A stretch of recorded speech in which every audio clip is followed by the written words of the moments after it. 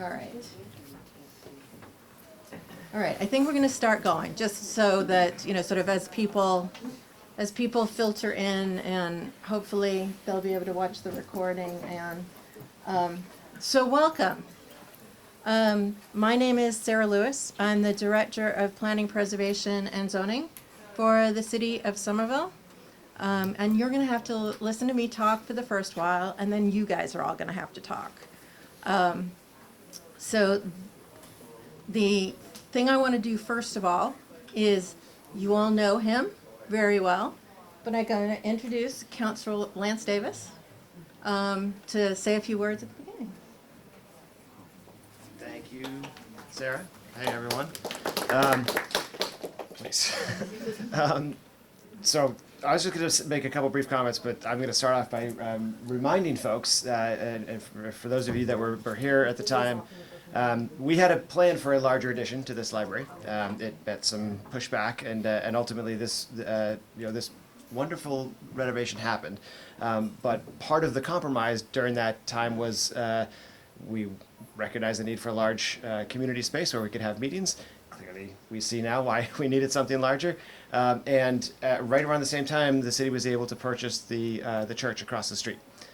Nothing has happened to that building for a lot of reasons, and is through I'm not throwing blame on anybody, but the deal was that whatever we do in that building across the street, there will be a large community space where we could hold meetings or have Brown School functions and that sort of thing. So I make that point every time anything comes up, because I don't want anyone to forget that that was the deal. And this is just a reminder of why we still need that. So as we go forward with those conversations, you all now will bear witness as to why we have a need for larger spaces. That all said, I'm really excited to be here.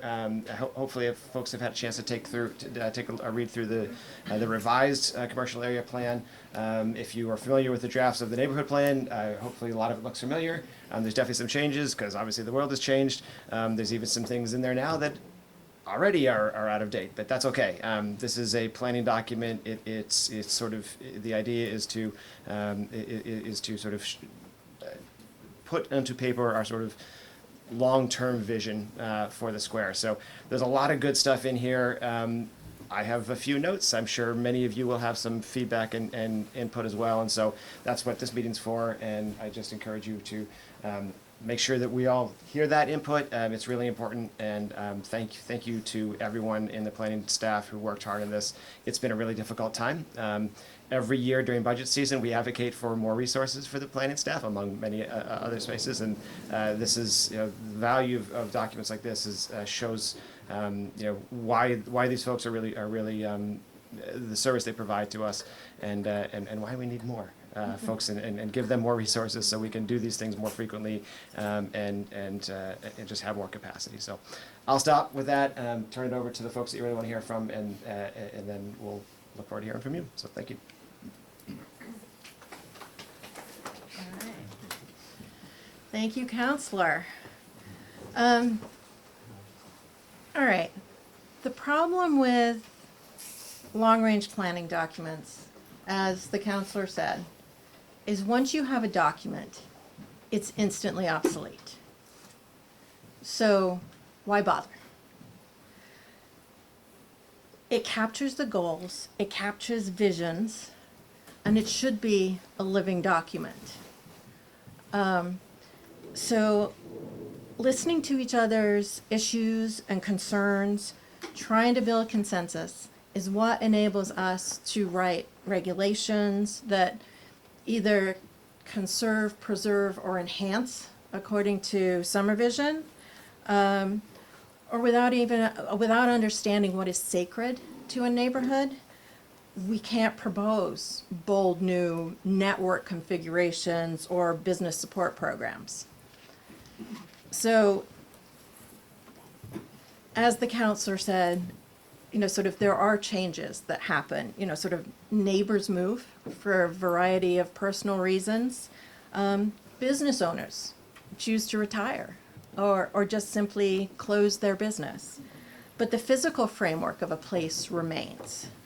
And within that framework, while buildings may change to have different heights or different uses, there's still that street wall defined. And that those street walls or face to face of the buildings, that is public realm. And so that is our shared space. So our opportunity with a planning project is to be able to define and refine the character of that place, and for that place to be safe and welcoming for all. So parts of the public realm are designed for movement, obviously. There are streets, there are vehicles. There are other areas that are intended for lingering or gathering, whether that be, sort of just a plaza or that's an urban park with shade trees. There's also an economic change is inevitable. We can support our local businesses and create opportunities for new entrepreneurs with the right programs and regulations in place. So this plan is actually a result of many meetings and conversations, hold on to your hats, since 2013. The last plan draft looked at sort of a larger area, and that was released during a time of, sort of obviously major upheaval within the city and the world. So we had hiccups and pauses and delays.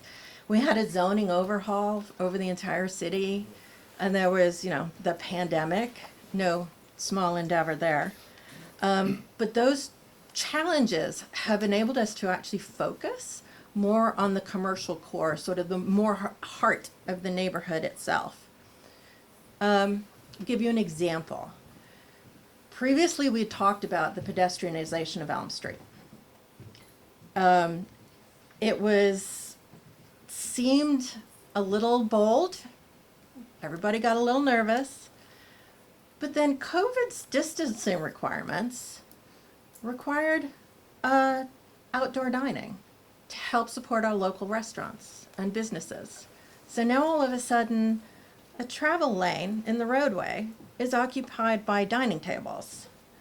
So this function is a pilot program for narrowing the actual roadway. It was an opportunity. So what was a far-fetched idea all of a sudden didn't seem quite so outlandish. Within that idea, we use the term pedestrianization. There could be any range of what that looks like. But the point is, it doesn't have to remain in its same form, and we might be able to do something else with that public realm to make it more public. Then the zoning overhaul. So the commercial core district is what the area that we're looking at was mapped. So 4 stories. We also, at that same time, had a lot of demand for research and development space, for labs. Nobody saw the idea that labs would be in Davis Square. And so that was sort of an unexpected, but there were proposals brought forward for redevelopment that would bring not just retail, but employment to this neighborhood. And actually one of them gave an opportunity for revitalizing a civic space in the heart of the neighborhood. Of course, the market has changed again as it continue. Well, the property owners are waiting to develop to see what happens, how the market comes back. But this gives us time to look at this plan, make sure we're asking the right questions, make sure this is documenting the right goals, to be ready when the development market returns. So stress again, this is a draft. I know you all are, Somervillians, as I said, are notoriously engaged. Can I get a show of hands? Who actually has read the document, or at least glanced at it? As I suspected. All right, so we're not actually going to walk through this entire PowerPoint. I am going to jump to the recommendations. So thank you all for being appreciative. I will say the entire PowerPoint will be online. So have friends and neighbors look at the whole thing. As you can see, this breaks down the document into the different chapters. So, oops, and I went too far. All right, so the policy recommendations, just like each of the chapters, the intent was to make this a simpler document to use. Where it was broken down previously into life space buildings, now we've broken it down so that the recommendations are in the three main categories. So one is mobility, one is civic space, and one is economic development. So we've got those pieces in place, and that is a parallel track through each chapter. So hopefully that makes it easier to read.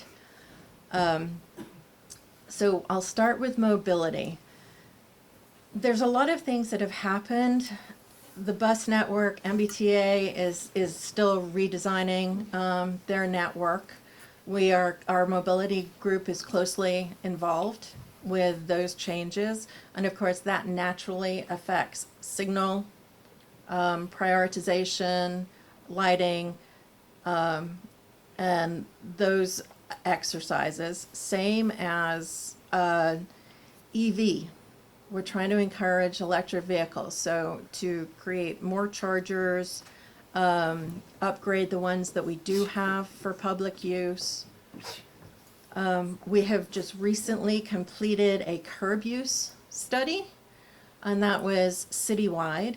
So understanding how all of these things might work together, such as loading and unloading, and whether that be of goods or of people, when you think about Lyft and Ubers, packages, as much online shopping is done. We also have talked a lot about the document references the idea of district management. So if there's an overall, sort of a business association to work together and give the district more emphasis as a unified whole. Of course, in the planning world, parking is a 4-letter curse word.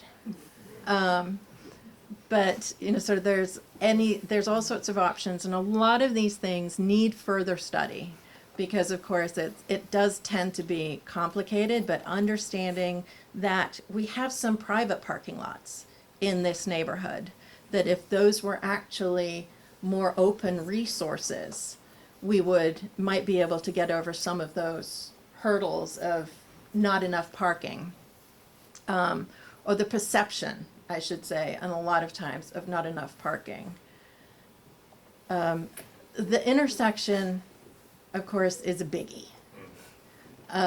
So we do have folks here from our mobility group. So if you guys have detailed questions afterwards, we can answer some of those questions. So phase 1 was completed with the signal timing improvements, but there's still more to come. The idea of how increasing pedestrian crosswalks, of understanding, sort of how bicycles can move safely through that intersection. In order to do that, then we have to clarify vehicle turning movements. So it's an animal unto itself. Coming back to a little bit, as we talked about as I mentioned about the sidewalk dining, thinking about what sidewalk safety looks like in safe pedestrian walking zones that are separate from a frontage zone where there might be dining, which is separate than a furnishing zone where there might be benches, there might be street trees. So how all of those things can fit in a sidewalk that historically in Somerville has been fairly narrow, but how can we revisit that to make it more pleasant for everybody who's walking? Statue Plaza. It's not an overhaul that we're proposing. It's a clarification and an improvement. One of the things that we had heard about was potential performance space. This concept is we're stuck with the MBTA vents that go to the tunnels below. So maybe that could serve as the base for a sort of slight stage for performance in the plaza. So that's one of the concepts that we want to talk to you guys about. We need wayfinding. I mean, I don't think anybody will argue with that. One of the things that has always made me crazy is the fact that you can't continue on the community path readily from one side of the square to the other. So we know that's a done deal. And here's another part of the problem there, and that would be the MBTA station, which essentially acts as a formidable wall. Now, this is probably where I'm going to need all of your help. So the rendering below is what MBTA has proposed for that station, which, while it's a glass elevator, visually blocks the community path even more. And so, and if you look at the image up to the right, that's the Copley Square Head House. So, yeah, and you can see through it, and so, not saying this is a rally, but please keep it in the back of your heads. Forgot I was on camera. The other thing that we're working with at the moment too is the idea of privately owned public spaces called POPs. So what happens this is going to get a little wonky. So the reason that this is beneficial in a lot of ways is the city doesn't necessarily have to own a public space, but we are all granted access in perpetuity.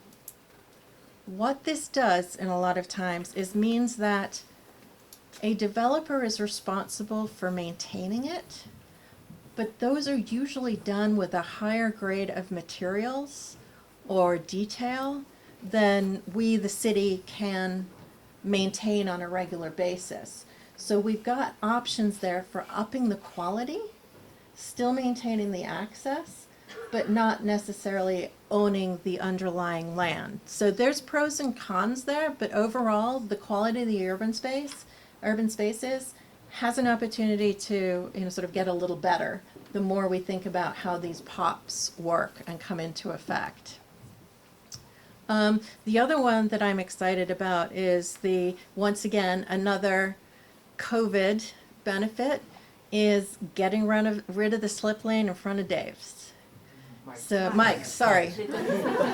I must have pasta on the brain. In front of Mike's. Thank you for that. So, there wasn't? Oh, that's fascinating. For those who didn't hear, apparently there never was a Mike. But the idea that slip lane was there to facilitate traffic movement and traffic speed. So with that being gone, we now have, sort of another part of the bow tie of Davis Square to function as civic space. So we actually are getting more square. Then as I'd mentioned, we're calling this Elm Way as far as the proposal. So this would be what was originally referred to as the pedestrianization. Now, we still have to have emergency vehicles. How it's going to work for buses, we don't know. So I don't mean this to be an out, it's just complicated. So if we did pedestrianize it, for example, and there was no traffic on Elm, which I think is unlikely, we'd have to two-way Highland as a given. We might need to do that anyway, but my point being, this is a really heavy lift, but it's not gone from our brains and our ideas. So what that looks like, we don't know. This is a Ithaca Commons in Ithaca, New York. This still has vehicles for loading. This still has some vehicle access, but of course it looks like a pedestrian plaza. it doesn't necessarily look like a roadway where people are allowed to be. It's like people first.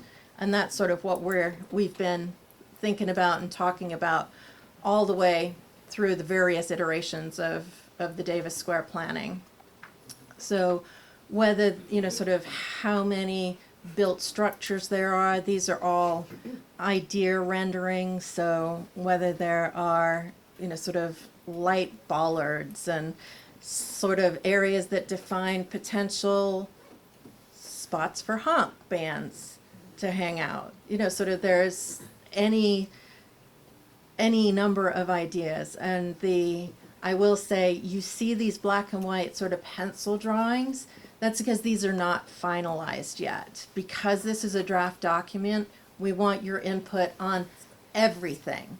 So not just the text, but, if there's something in the renderings that you completely disagree with, please let us know that as well. This is the other new open space. The idea that in front of Rosebud Dinah, the little parking lot that has a couple of spaces, which I know are valuable to many, many drivers, but the idea that that could actually be a civic space. So the thought being each end of the neighborhood would have a plaza civic space, and then the zone in between on Elm Street would actually be the neighborhood. So then as you approach, when you're in the neighborhood. It has a feel and a character all to itself. And along those lines, sort of the idea of the streetscape. So what we do have as far as, sort of making sure that the street furniture is repaired and that there's a uniformity to it. So it all adds in to develop that character of the neighborhood. Getting more tree cover. Sort of if we're talking about widening sidewalks on Elm Street, the idea that we can actually get a proper tree canopy down Elm Street. Probably the urban forester would kill me for saying this, but wouldn't it be novel if we actually had elms on Elm Street? And I do know there are some problems with elms, so but sort of it starts opening up the world of possibilities, kind of, at least for me, is exciting. Vibrant streets. See, there's Dave's.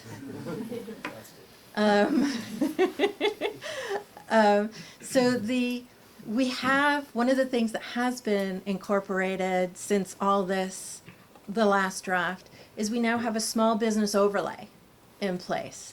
So the idea that sort of smaller and local businesses are encouraged and enhanced, and on certain big floor plates, they have to subdivide so that their smaller businesses can lease those smaller spaces, because they don't need, sort of the size of a large footprint. We've also talked about a cultural district and tourism. So more about tourism sort of sounds like a scary word, but it's more about bringing more people here. I mean, the number of people that I will talk to outside of Somerville, who mostly, by the way, have all lived in Somerville at some point in time, it seems like, know Davis. Sort of Davis is almost our downtown. So being able to market that and promote that as an entity, and that sort of gets back to what I was mentioning before, that perhaps there's a business organization that brings all that together. The other thing that we're looking at across the entire city is promoting the arts. And this is a protection as well as an enhancement, sort of. So we are aware that all the areas that currently have artists in them are under redevelopment threat. We are working to make sure, at least from a regulatory standpoint, we can protect those. I work with the Arts Council on I talk to Greg on a weekly basis to make sure that this is something that stays in the forefront. We do have some blank walls that would make great murals in this neighborhood. We've already got some installations. We could have more with these new civic spaces that we're looking at. They should be, art should be integral to all of them. And then the small businesses. So I mentioned the small business overlay.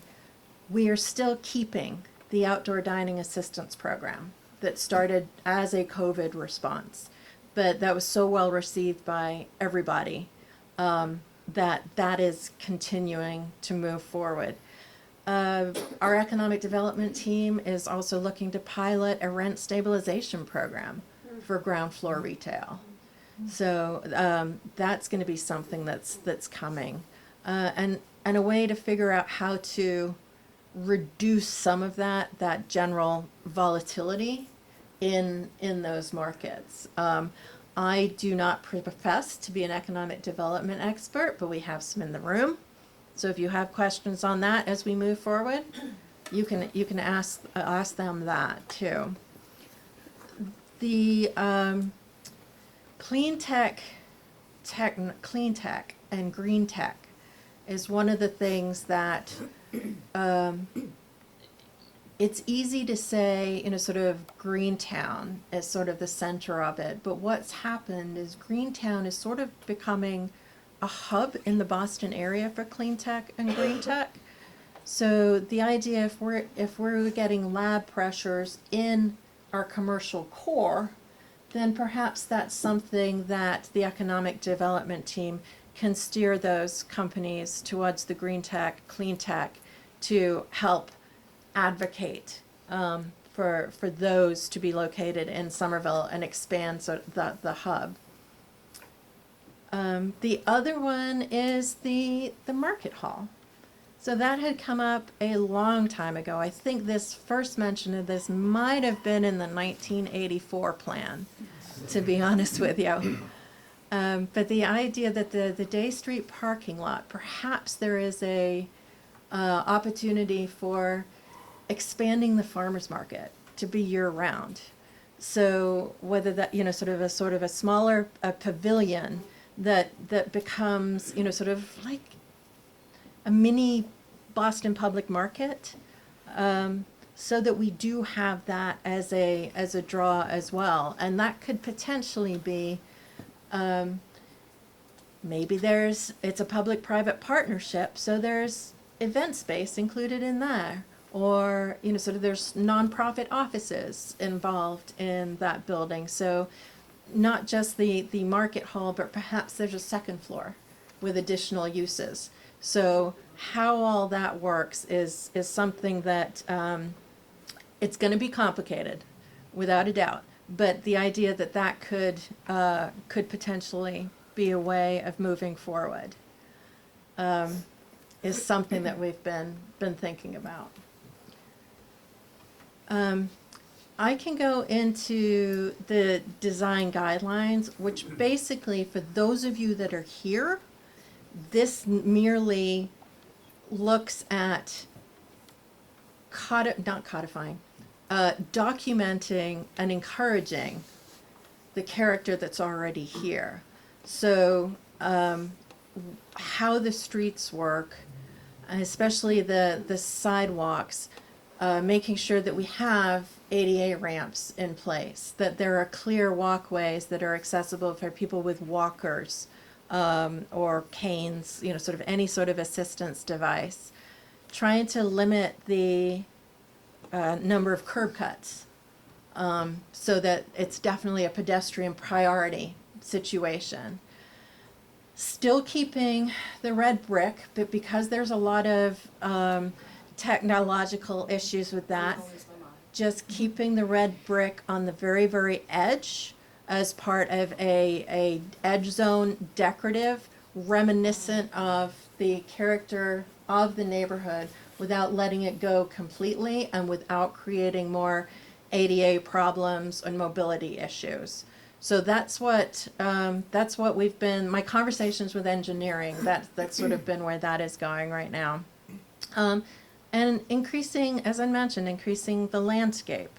So furniture, bump outs, all those things that sort of, even in places where it might be a narrower sidewalk, there is at least some clear width and trees that have enough soil so they're not upheaving the sidewalk.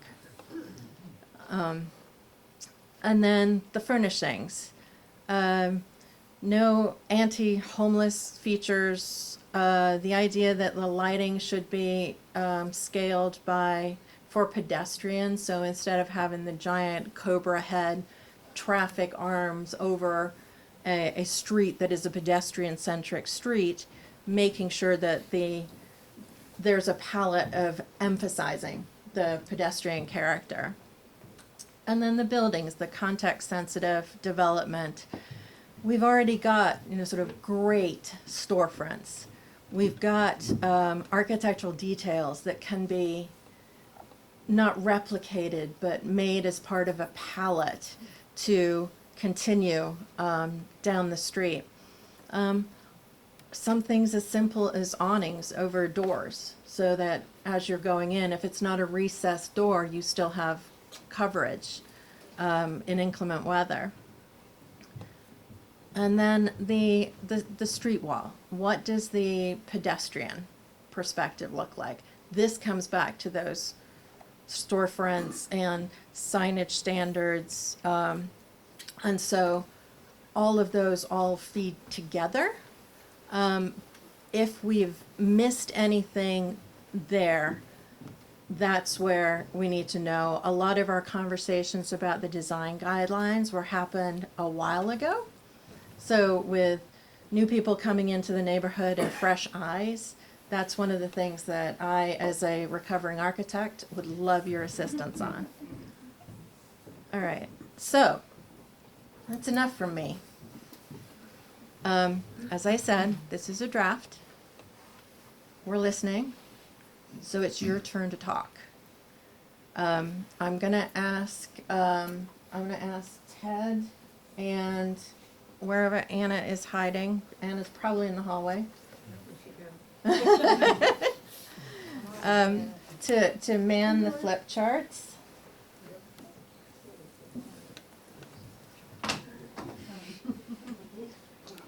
If you're not using the screen, you can put it in front of the screen.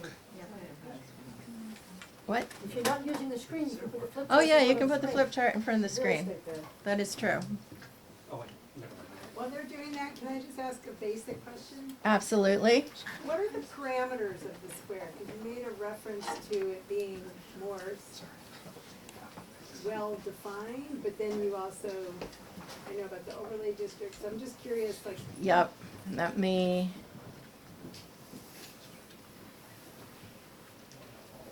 You know what? I don't want to do. Let's do it this way. You can just describe it. It's mostly just the commercial areas. So, Anna, I'm going to need your help. I'm looking for the area plan where the broader, what's included in this plan. Just tell us. It's the commercial areas mostly along, there you go, thank you. Mostly around the square where the businesses So where does and the square retail end? are. What So, side street? It doesn't include all the way up Highland where the new bookstore's coming? yes, Okay. that's sort of part of, Up to at least for the, now there's a difference between what we consider Davis Square proper as in large versus what the focus of the, and how do we get it back here? What the focus of this particular plan is. So this particular plan is just the commercial area, knowing that obviously the entire neighborhood also includes residential, which has not been part of this study at the moment. Only because this is very much a preserve and enhance area under summer vision. So looking at, sort of any sort of residential transformation is not something that we wanted to get into.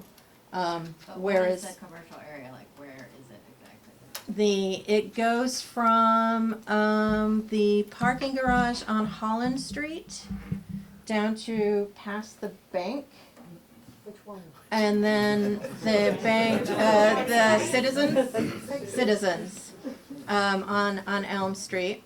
And then Highland, it goes as far as the Rite Aid. It doesn't go past there. So, yes, the former Rite Aid, sorry.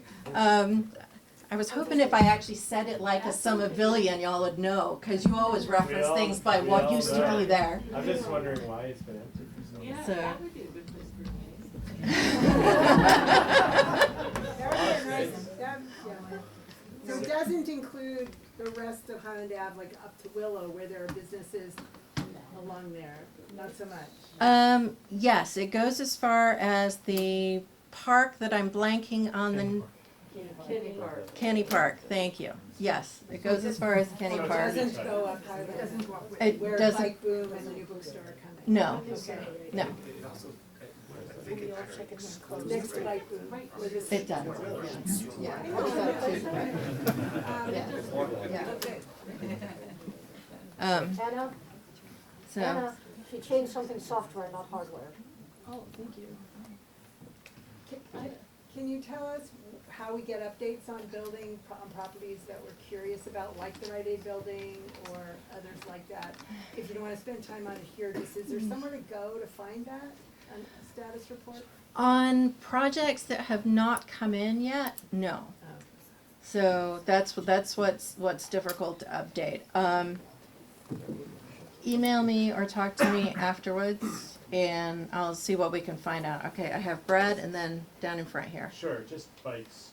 So, as you mentioned, it's really irritating trying to get past Davis Square and continue on the bike path. And I keep seeing words about bike lanes and bikes are good, but I've never actually seen any kind of rendering that would say, this is what we're gonna do to allow you to easily traverse the bike path through Davis Square. Does that exist? Or All is right, it- Justin, you have to come up here to the mic so they can get you on film. Bike network plan. So I'm gonna reference the bike network plan, which has just a schematic diagram. Sure. Just hold on one second, we'll bring that up. So, it actually doesn't have quite the detail you're looking for, but in essence, we're looking to have two-way protected, two-way protected bike lanes on Highland Ave. You can see next to the Rite Aid, there's a little red line that comes down. So the hope is to eventually extend the community path to meet Highland Ave.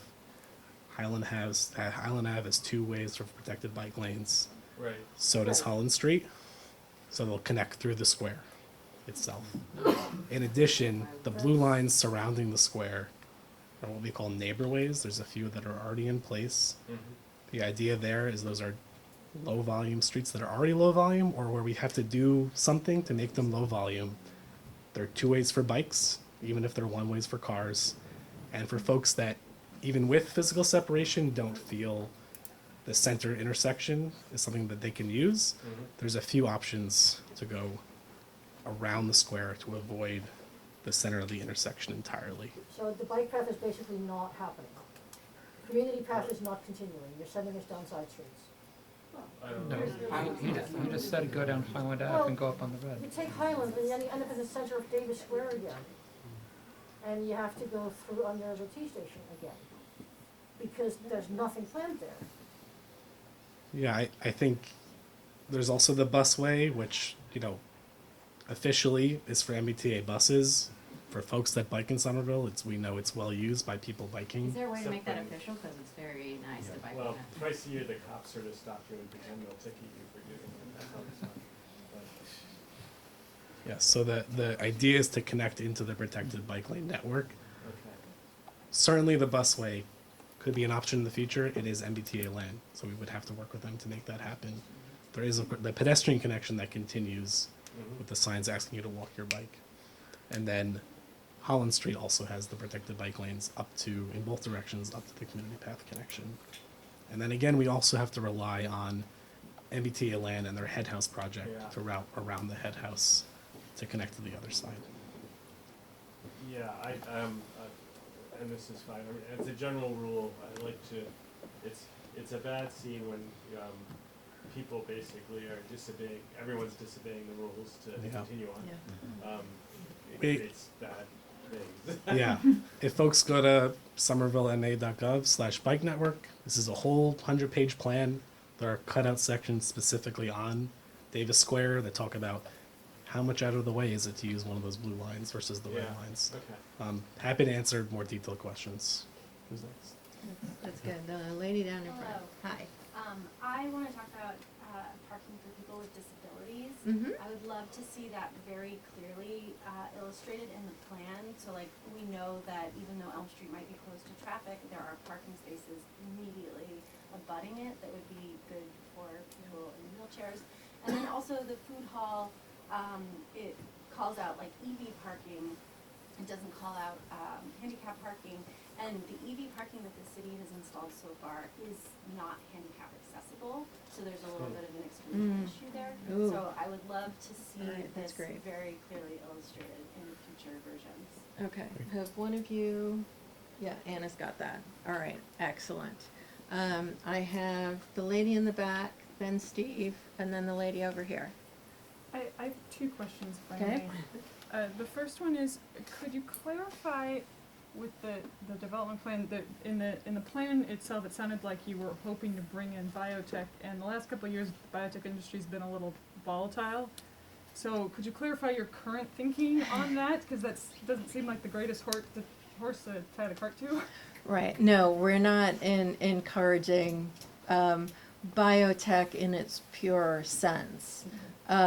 Those were the proposals that had come in that are currently on hold. And for those of you who are familiar, I'm referring to Scape and Asana. So both of those owners are paused currently. If those type of lab uses come back, that's where we're hoping to encourage more of the climate tech or the green tech type uses, which are a lot of times less intense than a biotech would be. But of course, that's us working hand in hand with private property owners. So it's there's sort of, given what the market is doing, we don't know at the moment, to be honest with you. So all right, a second question. Second question is, have you given any thought to light pollution? None whatsoever. Yes. Within the zoning ordinance, we do consider anything that comes in as a development proposal actually has to provide a photometric plan of what they're proposing to do, so that any of the larger buildings have shielding. Nothing is cast upwards, it's cast downwards.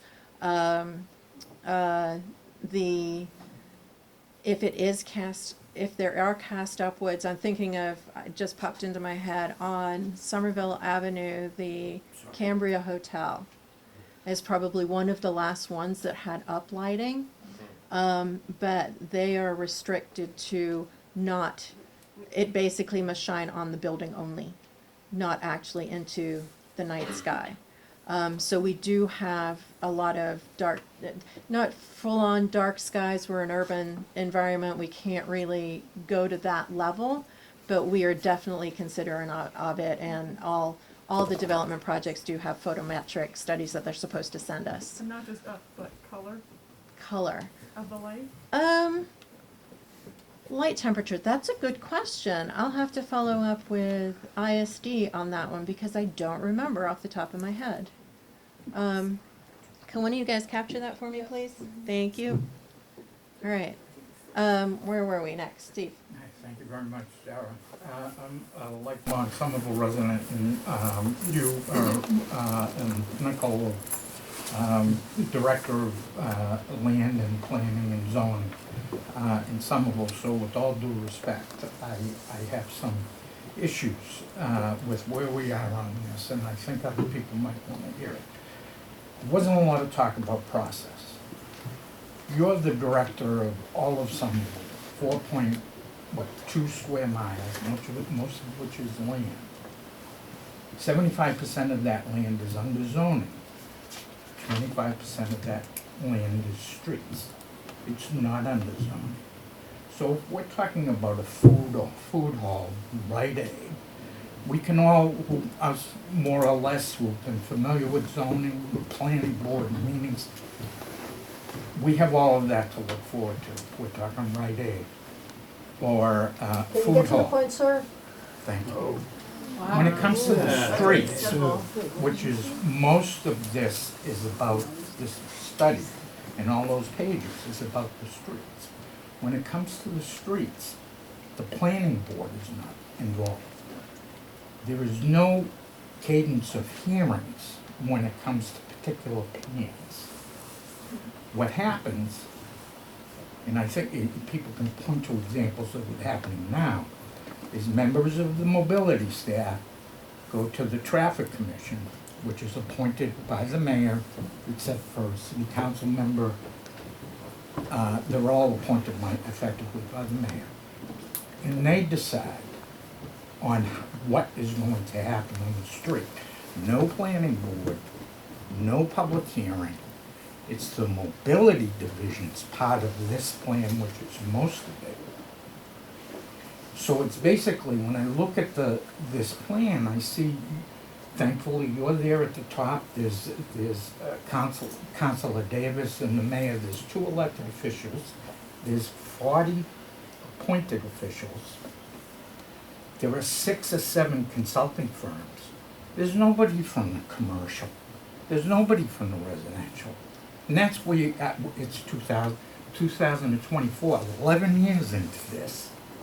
And there's nobody from residential, and nobody from commercial.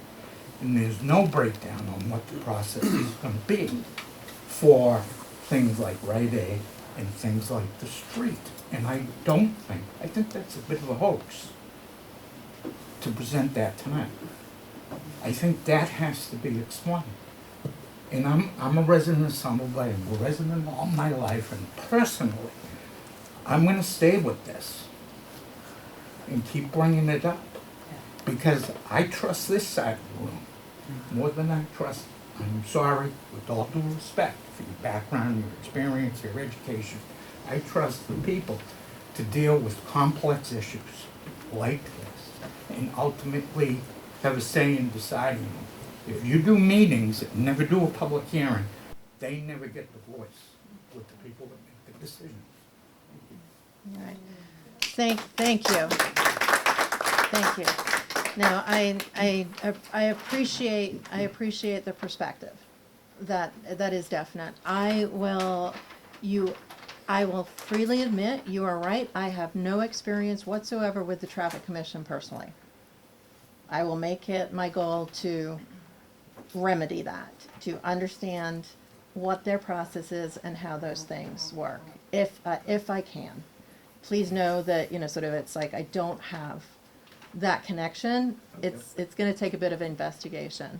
Thank you. The reason that we come forward tonight with the vision is the idea that if we have something on paper that everybody generally is in support of, then when we get to the detailed level of the studies, because we can't just sort of say, okay, make it so. There does have to be consultants in place. Sort of the turning radius of trucks to make sure that loading can still happen through the square, to understand how the bicycles and pedestrians and vehicles interact. So there are going to be a lot of studies, and I know it always feels like I said, long-range planning is difficult because a document is instantly obsolete, and it doesn't show you enough. We are aware of that, but we've kind of got to start somewhere, and so that's what we're trying to do with this. I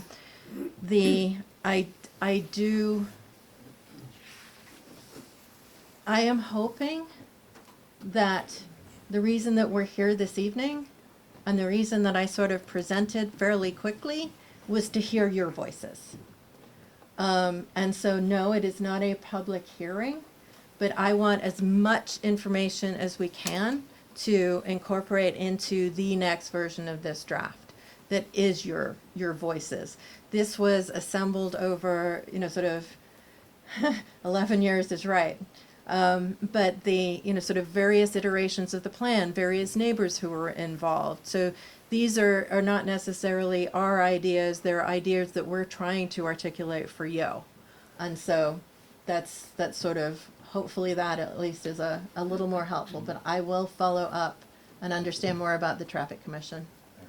So, we had a lady over here first. I have a question, but I first want to also say, we don't consider the needs of our disabled community members.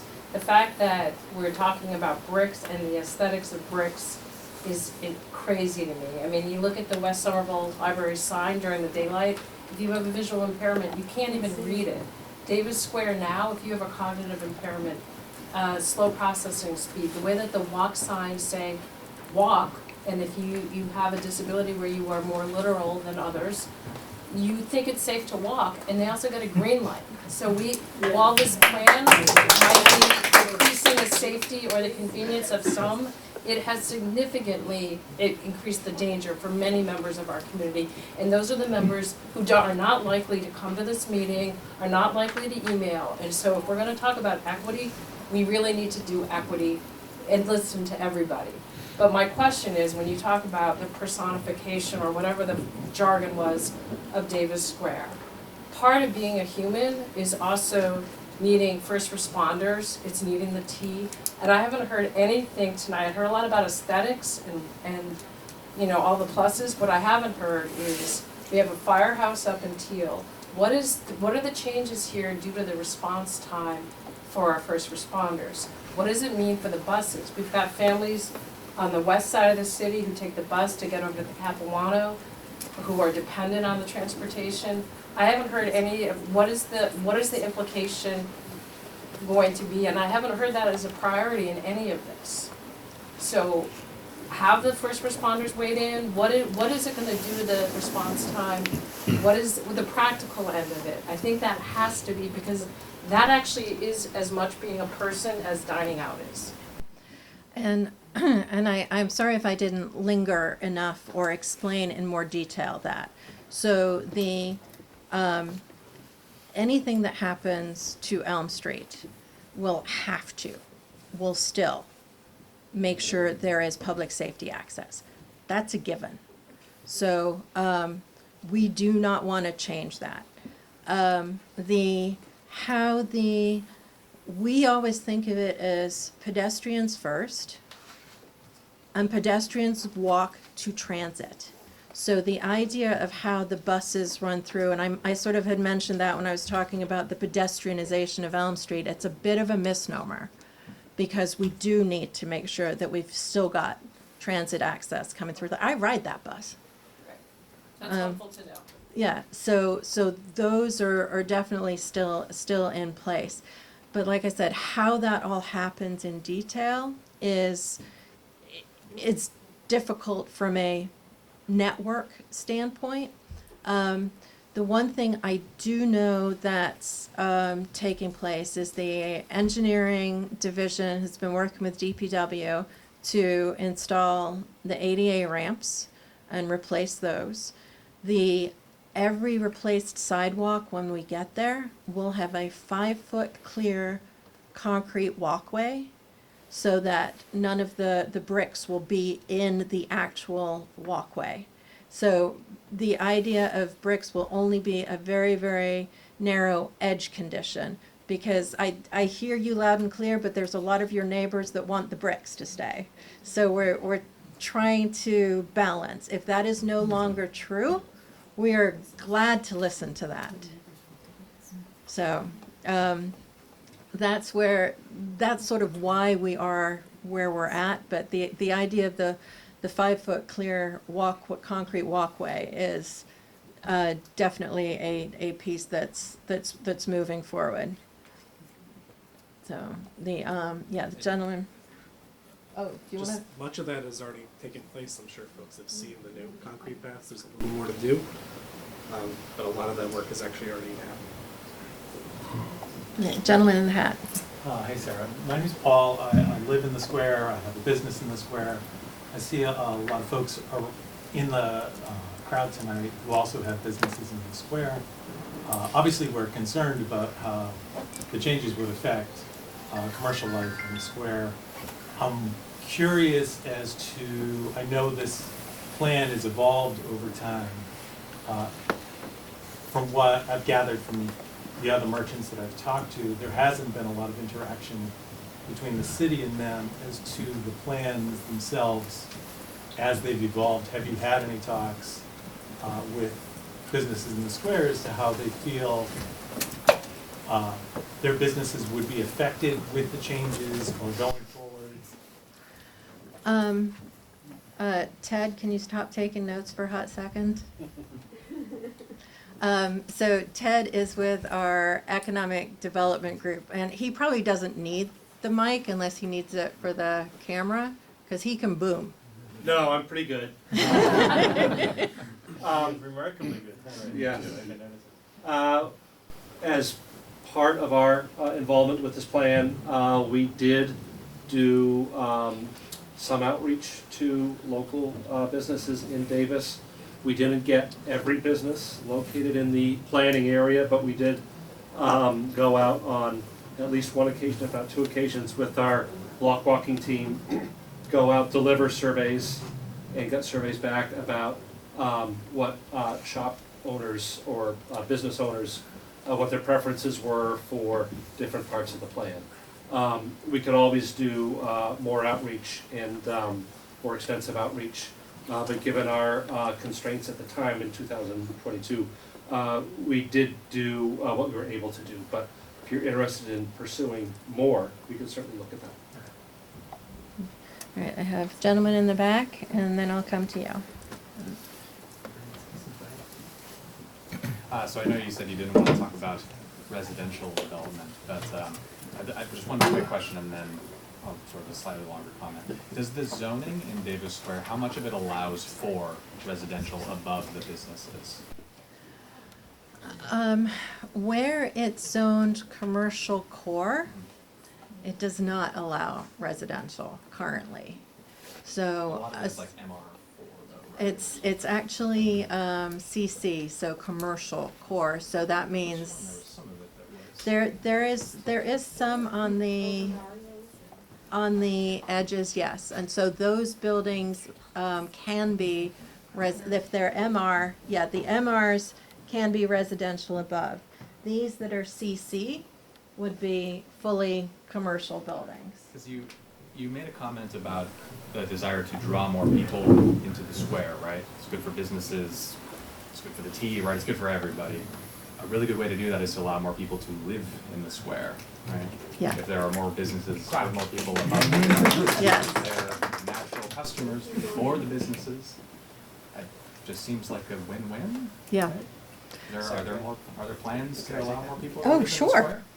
So, hey, great point, totally agree. So the zoning, like it's kind of outside the scope of this plan.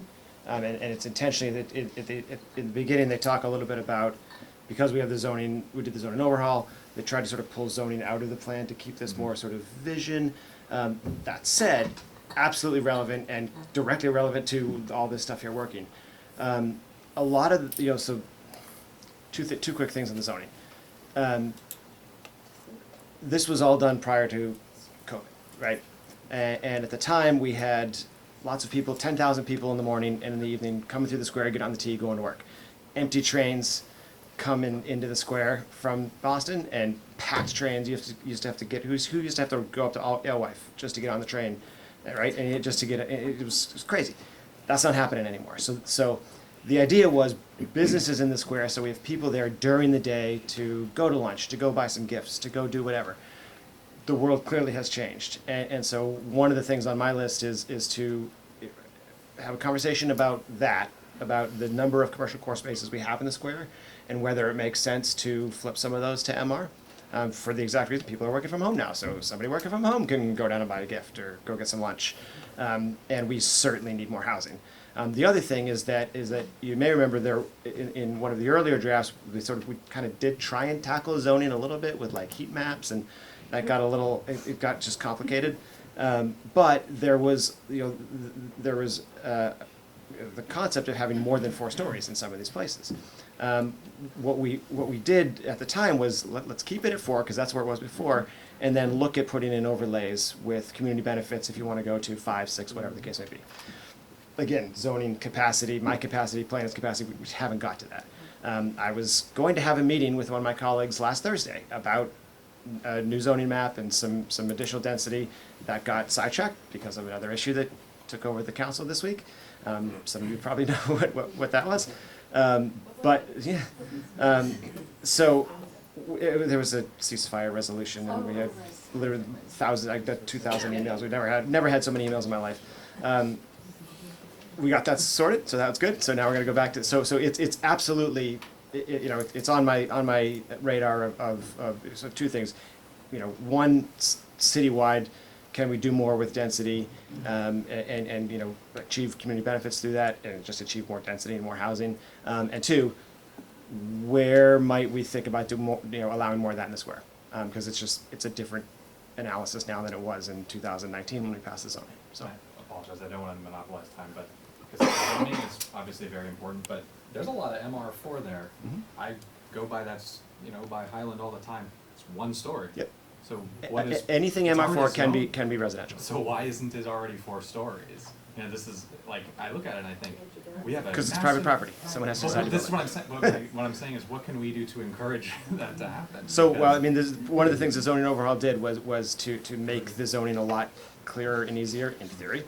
I've heard other views, but to try and open up those development opportunities, make it easier, and align it with what our sort of shared vision is for the square. So I'm trying to take away some of the hurdles for that.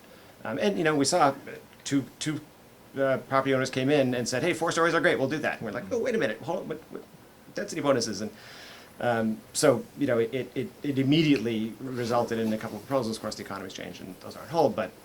So that, to me, that was an indication that we definitely opened something up with that new zoning, but we have improvements that we can still make. So shoot me an email. I mean, I said I'm already thinking the same thing that you're thinking. I think a lot of us are, and it's something that we're a conversation we're gonna be having in the next year. So thank you. What about eminent domain? Just take That's a budget question. That's what we did across the street. That's what we did across the street with that church. That's a complicated and very expensive proposal. So, Yeah, that's if we get unfortunately, things yeah. done through private development, then we lose more money to spend on it. All right, we have Lady in Green here. I know has been waving at me for a while. Oh, no, wait, I'm sorry. I'm sorry. I do have a gentleman back here who I promised. There was someone Oh, down yes, there. you were. Thank you. Sorry, I got my order messed No up. worries. Could you expand on what the POPs are? Are you selling parks? No, Private property? absolutely not. Absolutely not. No, we are not selling public land. These are areas that are part of private property that are being either redeveloped or have new development proposed. So in the ordinance, there are requirements in different districts for a percentage of civic space to be required as part of those developments. The one that I was actually specifically referring to that was part of the development is the plaza. Is it Davis Square Plaza? No, actually where Sukidama was, between Starbucks, yes. Where we're used to have One more. That's it. So the idea that that could be a more pleasant space than a concrete between buildings, exactly. I think somebody over here, I heard somebody whisper alley, and it's like, so that's probably about true, so. Add to that, that really wasn't anybody's in their's choice to make that an alley. That was completely on the landlord that decided to make everybody move and then start a project that they're now not finishing. Right. So, Yeah, I can tell you firsthand Okay. what that's all about. But I don't wanna take up anybody's time. Okay, yeah, that is, and that's it is private property, so, Well, you know, you talking about, you know, policies and stuff like that, and there being zero communication, I can tell you from some of the business owners, that for 3 months, we've been trying to get a hold of somebody, because talking, or a planning board talking about what's good for business in the square is like, you know, you wanna know where there needs to be a handicap ramp, talk to someone in a wheelchair, they'll tell you. right. And, you know, there's no feedback, so you have all these people making these policies on what's good and what's a priority, and in the meantime, you know, you see what you see. So, I think having someone at least if we're talking about Davis Square, the people that are there the longest and, spend the most time there, shouldn't be months of like, we'll get to you next month, oh, there's no time, there's this. I don't even think the guy that deals with that lives in the state. So I think you need. Oh, the property owner, Well, I yeah. know the property owners don't, yeah, but even dealing with the city, I know it's frustrating as far as like, you know, trying to, you know, there's no, like you said, you know, I think it's funny, we talk about social distancing and, you know, how like this was like a great thing for COVID, that we're all eating outside, we're all squashing here. I know. So like. That irony wasn't lost on So, me. you know, we're talking about these like temporary problems, but like you have some long-term people there that are like, you know, this might be something that's happening now, and like your lab space 2 years ago was a great idea, completely wiped out the alleyway. Now we're all gone, now we're all saying, oh, well, what can we do better? Yeah. Maybe we should learn from our mistakes as far as like All not the being so businesses, in a yeah. hurry to do things that sound great now, but really don't make sense. And so many Like, I people think were there's more. evicted, and now we have empty store I know, spaces for no reason. I'm not complaining, I think there's room for everybody, but I think everybody needs to be heard. Yeah. And I think like, the city needs to prioritize who's, we're catering to first. And then the people that go to Davis Square, why they're there, whether it's to work or to live or bike, you know, and find out fiscally what brings in the most money, and at least consult that group first. Because if you start losing businesses, and there's tons of empty stores, not just in my area, but all over, it's just gonna get worse. You know, so you wanna make all this nice, you know, like, take care of the rats. Yeah, yeah. It's all for naught, not for nothing. Yeah, no, that is, thank you for your comments, and, yeah, we will circle back. I know there's been a lot of talk across the city about commercial displacement, and how we remedy that when we are dealing with private property owners who are proposing to redevelopment, but then, you know, sort of the economy changes and, you know, sort of, and where you are left holding the bag essentially, It's just so that let's, with respect, yeah. You know, you're talking about holding on to the bricks, because it reminds you of old Davis Square, but the people that made Davis Square and have been there for years, why don't you try holding on to them too, you know, and giving us a little platform to stand on, because we're all. Okay. Thank you. That's a very good point. All right, so we went there. I've got this gentleman in plaid. Yeah. So I just wanted to speak out in favor of the Elmway, which I think was kind of described as a bit of a crazy idea. I don't think that it's a crazy idea. It's been done around the world. Pedestrianization projects are wildly successful. You know, I'm from New York. The open streets projects there are like 40% higher sales tax revenue than all the surrounding streets. You know, I think we can learn something from that. In terms of emergency vehicle access, pedestrians can get out of the way faster than cars can. Yeah. And I want to ask something, like, have we done any studies on the mode share of people coming to Davis Square? Because, like, from my experience, most people The are what- the what the share? mode share, like who's walking, who's driving, method of who's taking transportation. transit. Like, I'm pretty sure like 90% of people who are coming are walking, taking transit, transit. biking. I could be wrong, so I'd wonder like how much resources should we be putting towards like parking, EV parking lots versus widening streets. One other thing, if you could go back to the zoning map as well. This is a bit of a contradiction, I feel like. So obviously this is from a different proposal or something. So all those green streets, they kind of say pedestrian streets, which to me means like pedestrian priority, right? And then we're talking about like 5-foot sidewalk, box, which is pretty narrow. You know, you're walking with your friends. You know, what's up with that? 5 foot would be the clear walkway Okay. only. So the idea that that's the unencumbered space, no furniture, no trees, no, that's sort of the minimum clear area. So then it might be wider than that, because in some areas in our zoning ordinance, we require 12 feet. And so part of that would then be what we call the frontage zone, which is where you could have outdoor dining, and then the edge zone, or the furniture zone, which is at the curb, which is where you would have your street trees, your potential benches, your parking meters, sort of other signage and things like that would be in that zone. So the 5 feet is only the super clear part. Great. Thank Sorry. you so much. And Yeah. thanks for putting this together. I really appreciate it. Oh, you're welcome. I know Justin can answer some of your other questions. And I'll add, the 5 foot is a minimum. Okay. Right, the work they've been doing out there, they've been trying to go up to where the street furniture is, so it's the minimum, working with the space we have out there today. Cool. I think your first question was about mode share. Yeah. I don't have those numbers off the top of my head, but they're predominantly pedestrian. You know, we have a couple studies when Holland Street and College Ave were redone, where we put a line across the street and we counted, and that gives you one number. It's a little more equal between, vehicle and non-vehicle modes. Way back, there was a study, Jan Gale came and they sat in the plaza and they counted people and they determined this was the major pedestrian center in all of Somerville. So you're right that it's predominantly pedestrian. Like this transportation question in there? No, you captured it. Thank you so much. All right, I have a lady over in the corner waving ferociously. I'm in a hole back here. There was mention of several surface parking lots that would be replaced with other things, like the Day Street, public market potentially, the lot across from Rosebud going away, being a public space. If the SCAPE project continues, the surface lot on the north side of Grove Street is going away.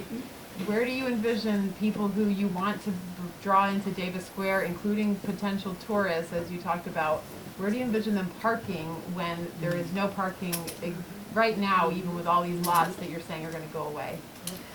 Can I comment on that? I just have a thing, Fenway Park doesn't really have parking, right? But people get there. Good point. I'm just saying, there's no parking. There's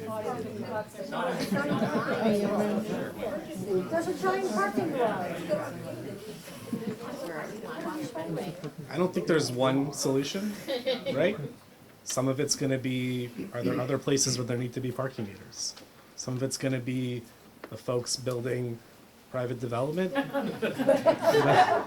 Making sure that those parking lots are also open to the public. Sorry, you can check in, but you can never leave.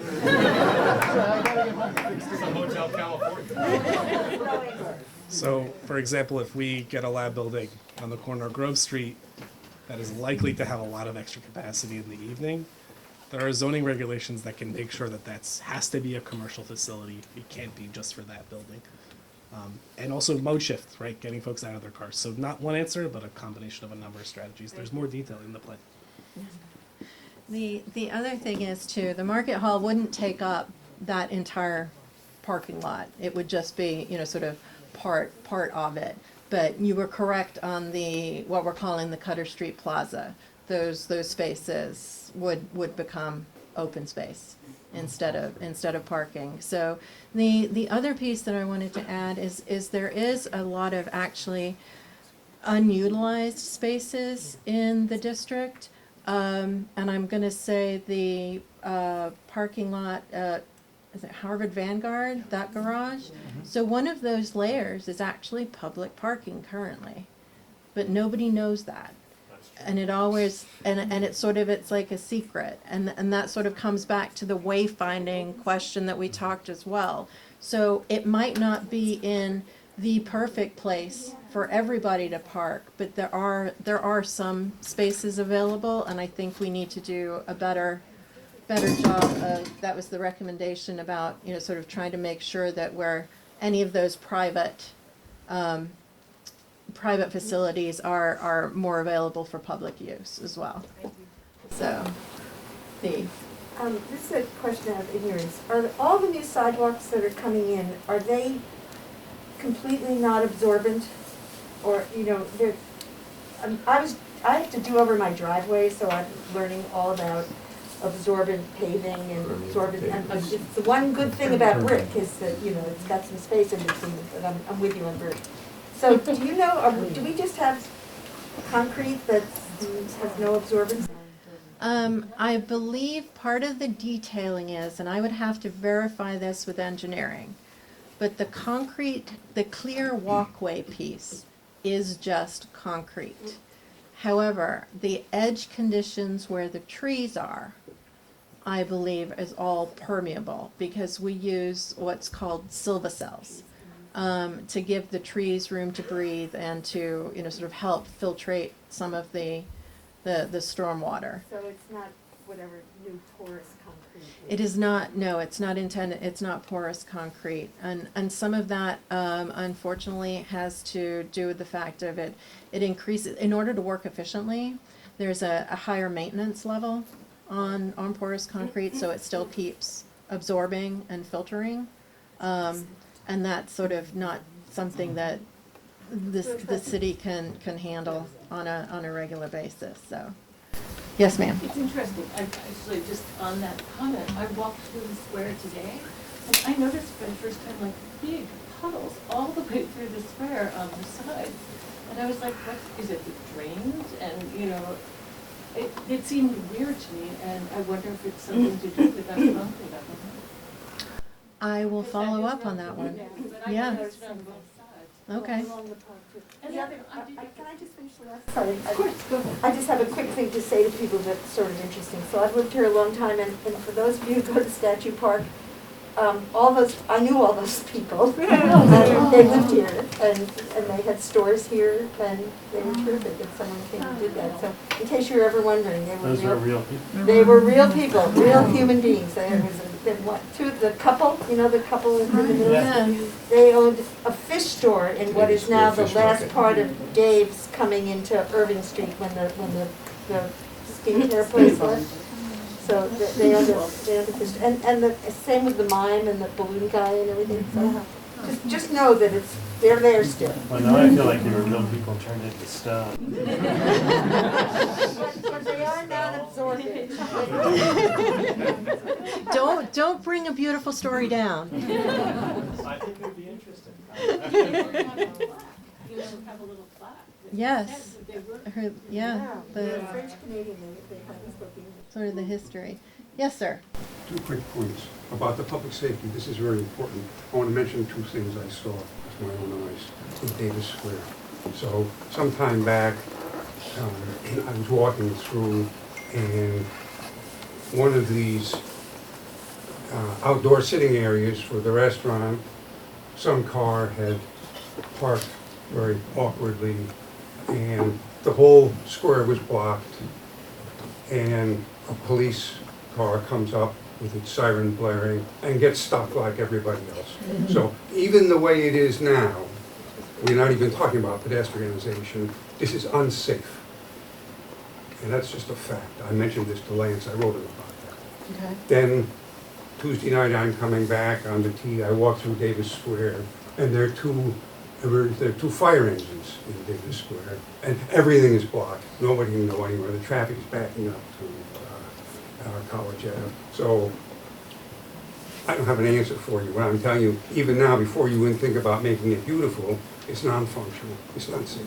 Second thing, quickly about bikes. I've lived in Davis Square for almost 60 years. I knew a long time ago this bike situation was pretty bad. I bike. I talk to a lot of bikers. So I wrote up a proposal to the city. It's more than 25 pages long about how to alleviate in a beautiful way and maybe even getting somebody else to pay for it through Davis Square. So I sent it to this responsible city official. I never got an answer for a year. Met this person several times. Finally, after a year, I sent it to Lance. Lance said he thought it was an interesting idea.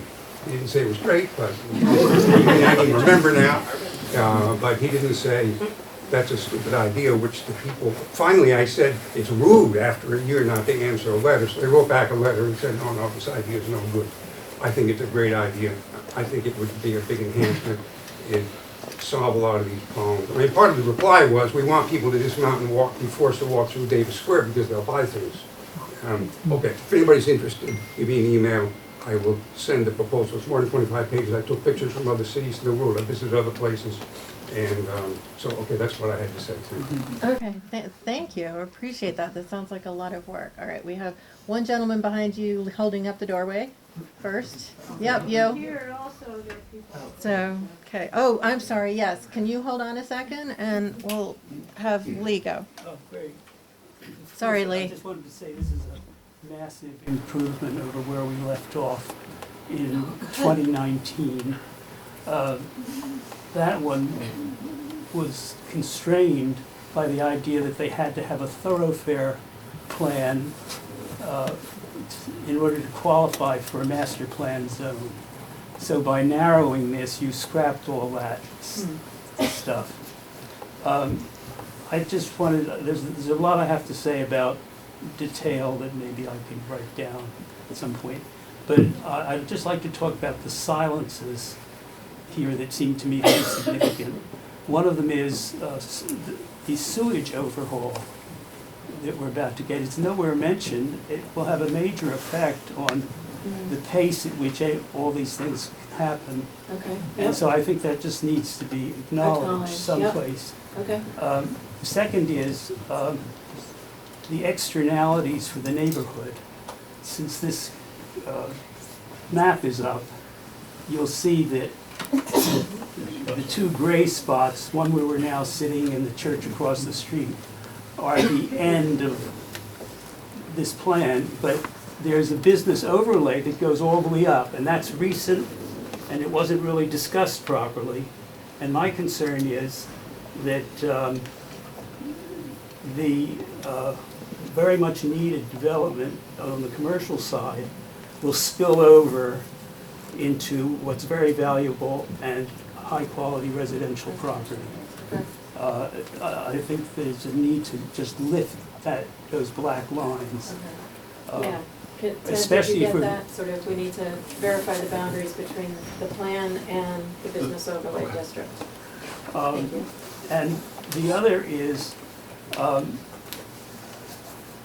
we're not looking at the externalities for residences of the Elm Street walkway.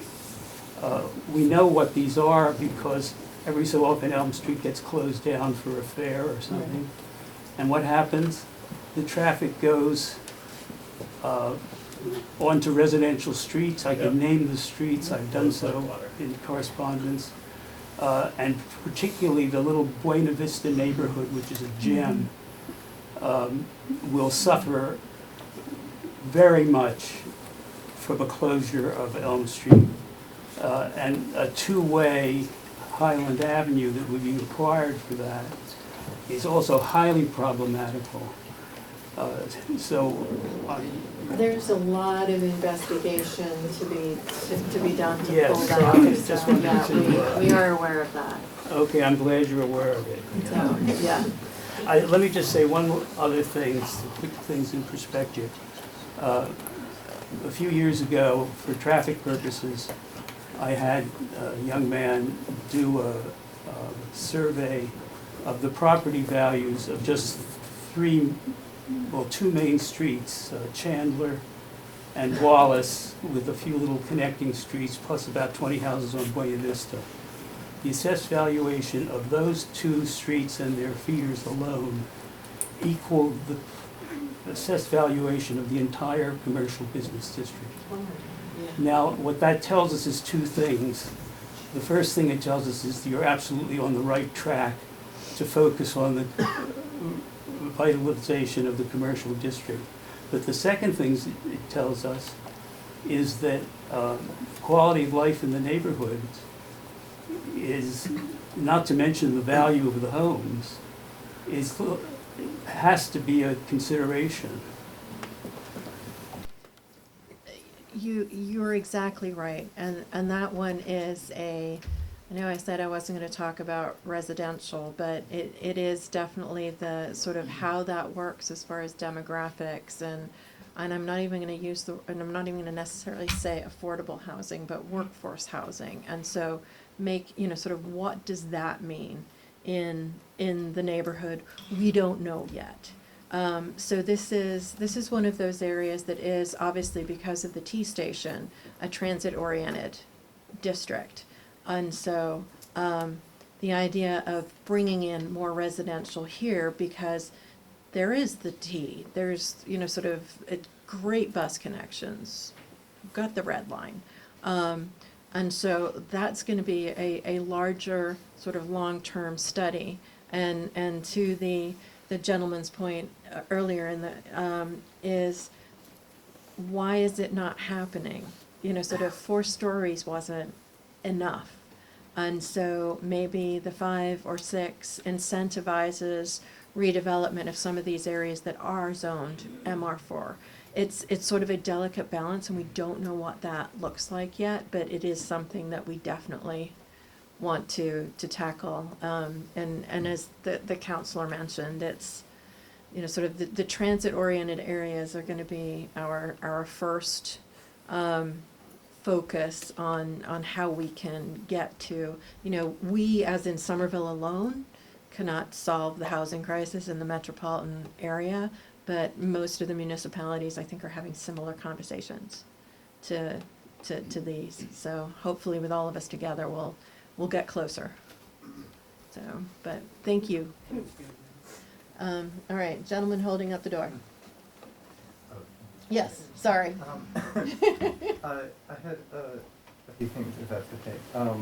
Regarding the Elmley proposal, first, with some of the concerns that were brought up, I think it would be helpful if things like this were presented with some indication of like the order they would be implemented, because I know there are some times it's clarified like we're going to do this that would make it like more feasible for people to bike and safer to bike and walk to places, and then consider how we can repurpose parking. I know like for building bike lanes, that those necessarily sometimes replace street parking, but like making Elm Street more pedestrian friendly could happen, and then if the need for parking decreases, figure out which lot you can take away without impeding people's ability to get there.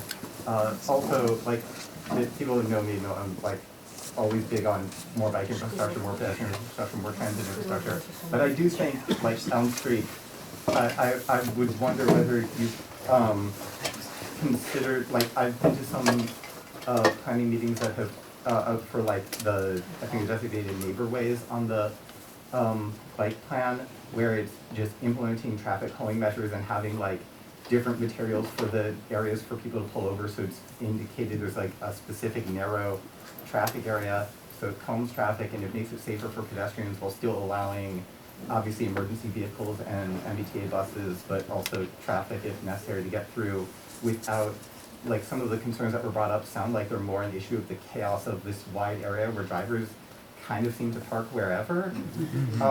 And so if like some of those neighbor way-esque traffic calming measures could get to a point where like we're not sending all of that through traffic on the side streets, we're not having to completely reconfigure Highland, we're certainly not impeding the buses. I also take the 87 a lot. Right. But can make that feel safer to navigate as a pedestrian and not feel like, that your drivers are you're gonna have like 2-3 drivers wide trying to blow through a crosswalk. Yeah, no, thank you. We don't disagree, and that's sort of, it's like I know I'm starting to sound like a broken record and like it's a cop-out, but it actually is a very, very complicated issue. So, for example, to Lee's point about during festivals when Elm Street is closed and all the cars try to navigate through the neighborhoods, the whole point is to make sure if we end up going fully pedestrianized Elm Street, that doesn't happen, that they have legitimate ways to disperse differently through the neighborhood, through the commercial portion of the neighborhood, rather than the neighborhood portion of the neighborhood. I don't know if I wasn't What I was saying is if you've considered like implementing those sorts of like traffic calming measures without blocking Elm Street to through traffic entirely, just implementing measures so that it isn't the chaos it is now and Yes, drivers okay. move through Yep. in a safer manner. Okay. Yeah, I gotcha. So, one of you get the keeping through traffic on Elm Street, but in a more controlled, safer manner? Yeah, thank you. It is part of the bigger study. So I have a gentleman in the, I have Mr. Connolly, and then I have a gentleman in the hallway back there. So don't let me forget, sir, behind the glass. But I have one other small thing. Oh, On the okay. bike network. For the community path, you were saying like, since it's not feasible right now to connect to the busway or somewhere else, getting people onto those side streets, that there's like is there, I don't know why there's like maybe there's a reason, but there's the gate getting from the community path to Winslow. If I want to go up College, I'm like, that's usually why I end up going through the busway. And if it were easier to get onto Winslow, is there a reason that there's usually that gate closed there? Is it possible to open that to bikes? Yeah, Or use bollards. I think that's a perfectly appropriate question to ask when that neighborway is implemented. I don't know the historical reason why it's there. It provides emergency access. I think once every 6 months, the fire department runs right through it and DPW fixes it back up. But certainly that would be. Oh, it sounds like Jack might know. I live on Winslow Avenue, and Grove Street one time was the cut-through, so people would not have to wait for the light at Highland and College. They would take a right turn on Grove and then come up Winslow, and basically from 3 o'clock to 7 o'clock at night, nothing but. The solution would be simply to make the path, make that little gap in the middle a little wider so the bikes can travel through, so vehicles can't. That something could easily happen in when that chapter goes. All right, thank you. Carry on, sir. Thank you very much. I'm Jack Conley, lifetime Somerville resident. I've lived here in Ward 6 my entire life. I've lived on Winslow Ave, just around the corner, for the last 49 years, it'll be 50 next year. I spent a lot of time with Lee Auspitz and dozens and dozens of other people back in the early 70s, helping bring the Red Line into Davis Square, and there's a myriad number of issues that we dealt with, but nonetheless, it did occur in February of 1984, and life got a lot better after that here in Davis Square. Right now, with 15 empty storefronts in Davis Square, things have kind of deteriorated a little bit. I think that tonight is a good step that we're looking in the right direction. A lot of very aspirational things here. There's no timeline, a lot of things that everybody certainly can agree with, but implementation, ideas, and the cost of doing it, and who's going to do it. Is the city going to do this? Is the city going to put the sidewalks in? Are developers going to be encouraged to take over those 2 projects now? Are they going to come back? A lot of uncertainty. What worked for us back in the 70s and early 80s was a monthly meeting, what was called the Davis Square Task Force. We met literally from the 70s into the 80s monthly with not only the city of Somerville folks, residences and businesses, Urban Mass Transit, which is part of the Federal Transportation Department, the MBTA, and as a result, those monthly meetings got an awful lot accomplished on what was a priority in terms of bringing the subway. Davis Square existed while the tunneling went underneath Davis Square because a lot of people planned it. A lot of these aspirational things here make sense, but you're not going to be able to do this once every 3 or 4 months. You're going to have to meet more frequently, and hopefully in a bigger space than we have here. Yes. I know some people at the Baptist Church across the street. I think if given a little time, they might make that room available. The Somerville Theater has a couple of small rooms over there that they could potentially use, so I can certainly volunteer those kind of contacts if need be. But bringing back, whether you call it the task force, whether you call it Davis Now, which a lot of us were involved with the plan was to close Elm Street off and to consider Highland Ave two-way, but also to make Day Street a throughway straight up College Ave and a left turn from Holland Street onto College Ave. So it would allow Elm Street to be more of a pedestrianized facility and still solve some of the problems for the through traffic, because Arlington, Medford, and people from other communities are still going to try and find a way through here.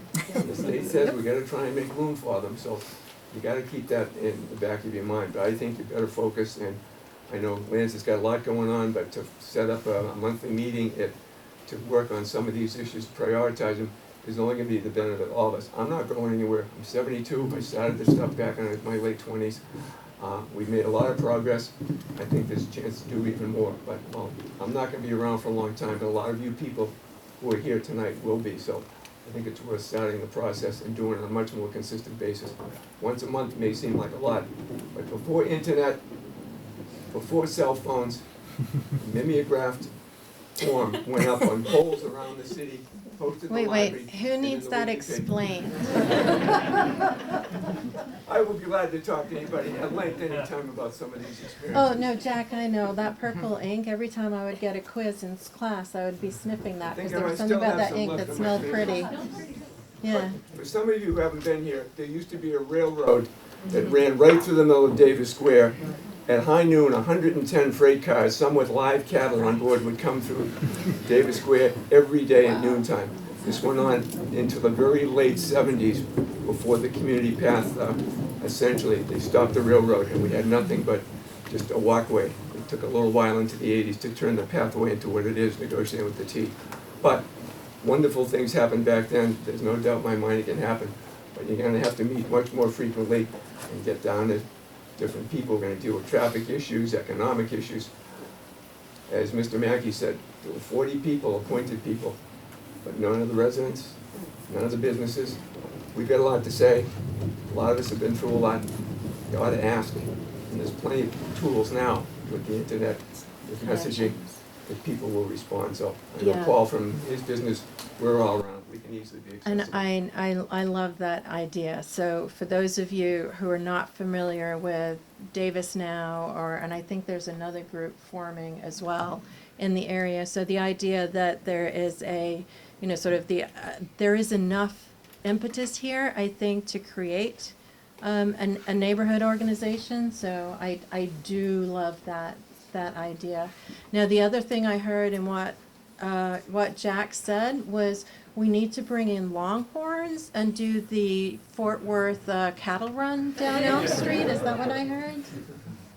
To that extent, and it took a long time, an awful long time for the red line to come in the square, Yep. but it was worthwhile. And it's gonna take some time, especially with some of the things that go on. Walking over here today, just now from Harvard Vanguard, all the lights are out in the plaza right now, and that the attention to some of those little things, the safety issues, those lights, Okay. people walking the T, those are the kind of things that Yeah, you gotta- somebody's gotta be focusing on that. That's something that can be remedied more quickly. All right, gentleman behind the glass. Sorry about that. I just have to agree with a lot of what Jack said. I think it's exciting, 40 years later, that the red line's still in Davis Square. Hearing business owners tonight, their concerns, I think that the plan should, provide opportunities to incentivize business, to expand, their space into, furnishing zones, frontage zones, activate, the space in front of their storefront in a manner that, kind of takes that 20-foot car parking space that benefits only one person and benefits more the community at large. I'm a little fearful, seeing how there could be a reliance on private development, to deliver on some of the great aspects of this plan. I don't know if the incentives match the rewards, seeing that so many parcels are underdeveloped as it relates to current zoning, density. Jack, have you seen a lot of commercial development since the T came in? The very few that are here are the ones that the neighborhood worked on. Harvard Vanguard, the renovation of the Somerville Theater, 1 Davis Square, which is the CVS building, and there's now the bank building down at 212 at Elm Street. Those all happened between the mid-'80s and in 2000, all because of the neighborhood effort. Brandon and Lee were all part of all that stuff because the neighborhood made contributions about size, dimensions, in some cases, even the architectural detail were approved before it even went to the planning and zoning board. By the time it left the task force and went to the planning board with recommendations and conditions that were generally accepted almost 95% of the time, and moved on, because the neighborhood, the businesses, and the community involved completely. Bring it back. Yeah, I And think that's. so I just want to emphasize that, you know, the projects that you referenced, right, have a lot of jobs, a lot of density. Jobs and density can benefit from the T and the enhanced bus services running through here. So I think prioritizing transit over surface parking lots is really important in allowing businesses to thrive on the ground floor with exciting uses on the floors above, whether it's housing, whether it's, you know, tough tech or climate resilience research. I think Davis Square can continue to be a place for all. So thanks. Thank you. Let me just do a quick check. Is anybody who hasn't spoken yet ready? Oh, gonna come back to you. So, let's go to the guy in green, then I'll come here, and then the lady in the back. I'm sorry, you get relegated to fourth spot because you've already spoken. I'm content. Okay. Thank you for that. Hi, my name is Matt. I'm a Davis Square resident.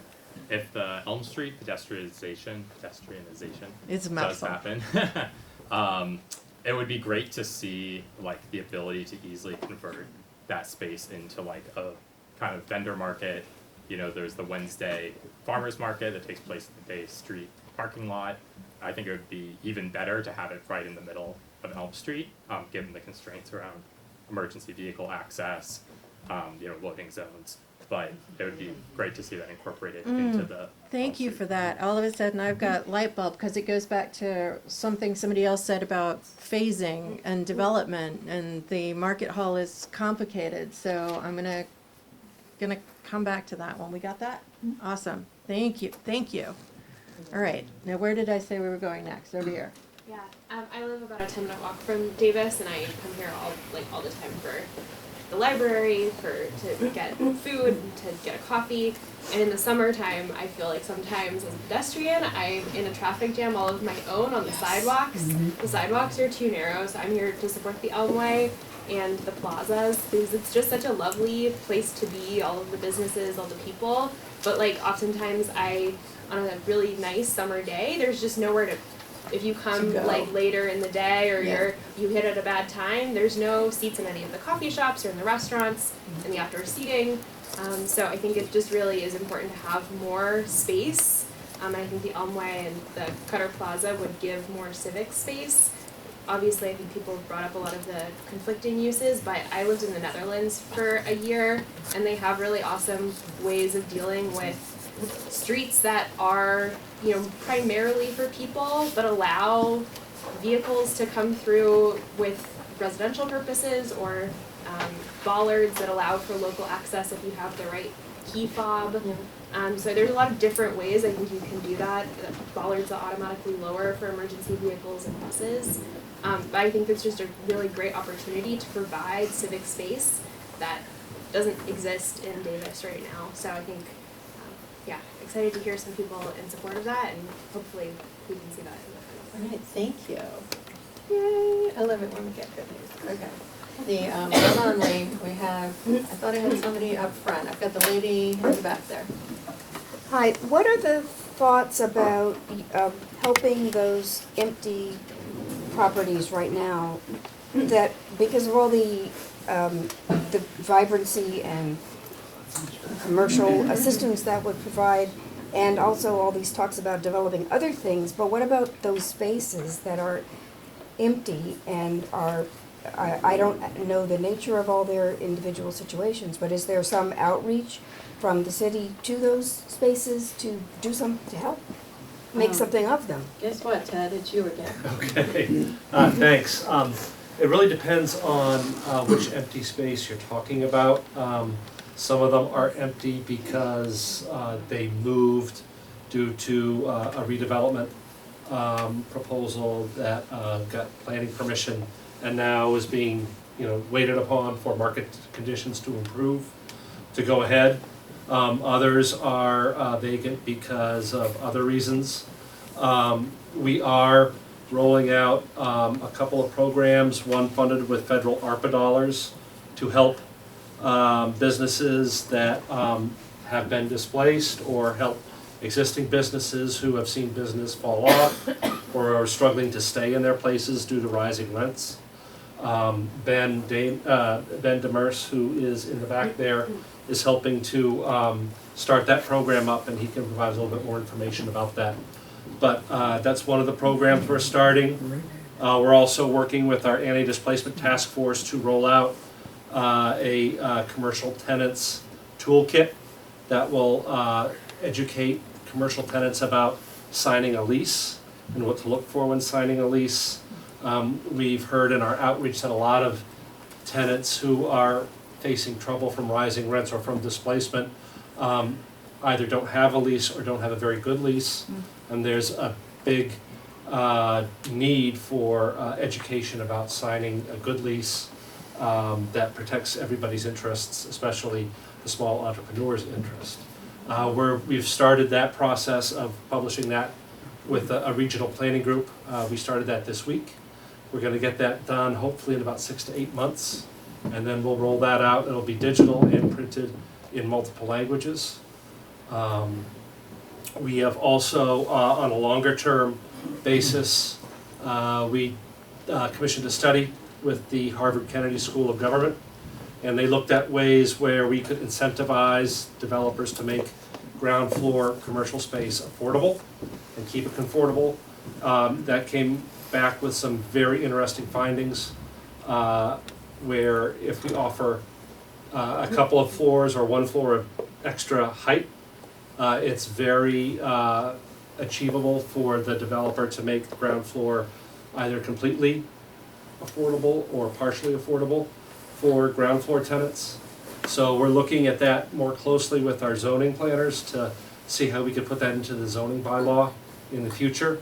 And again, that's not going to be right away. It's still going to take a lot of work and a lot of study, but that's something we've started to do to think about a longer term, more proactive way of fighting displacement. The other thing I would like to add too is a lot of their spaces, and because it's private property, we, the city, is sort of limited on what we can do. But if there are, sort of pop-up opportunities in some of these spaces, so it might be a temporary use, since it is a vacant space and the property owner is, sort of waiting for the market to turn around. So there might be some opportunities there that we can investigate as well. We have worked with a number of property owners of vacant spaces to do just that, look at short-term pop-up type rentals. Hold on, I have the gentleman in the front over here. So just a quick comment about, to continue on discussion about parking spaces and traffic flow. I want to follow up with something, as I recall, Lance mentioned a while back, and I've seen nothing happen. So he, at some previous presentation, if I recall right incorrectly, my memory's wrong, he said that there are actually a lot of spaces, and we might have access to certain spaces at certain times, and there's things like the Vanguard lot, where in fact there's a lot of everywhere people don't know about it who come in from out of town. So there's a simple technical solution, which you will see, with the parking garages at the Logan Airport. You have signs which tell you, 6 spaces here, 8 spaces, and these are all around the world. So we're not even talking big money. So I don't know why nothing ever happened to that, but that's one sound like a really win-win solution to something that's going to get even worse when you cancel some of these parking lots that we have now. Second thing about the traffic flow. So again, I think there's a technical workaround there, which is on the access roads to Davis Square when you're closing Elm Street for events. So you have signs which go live up on Route 16 when you turn in, saying you can't turn on this street, that, find alternate route. This is the suggested route. And you have monitors, of course, down here at Buena Vista, and you see the people who are cheating. And you are allowed to do that by law. And if you think you're coming in from Route 2 and you drive in on Route 16, there's a sign, you can't turn right here at certain hours. So this is permitted.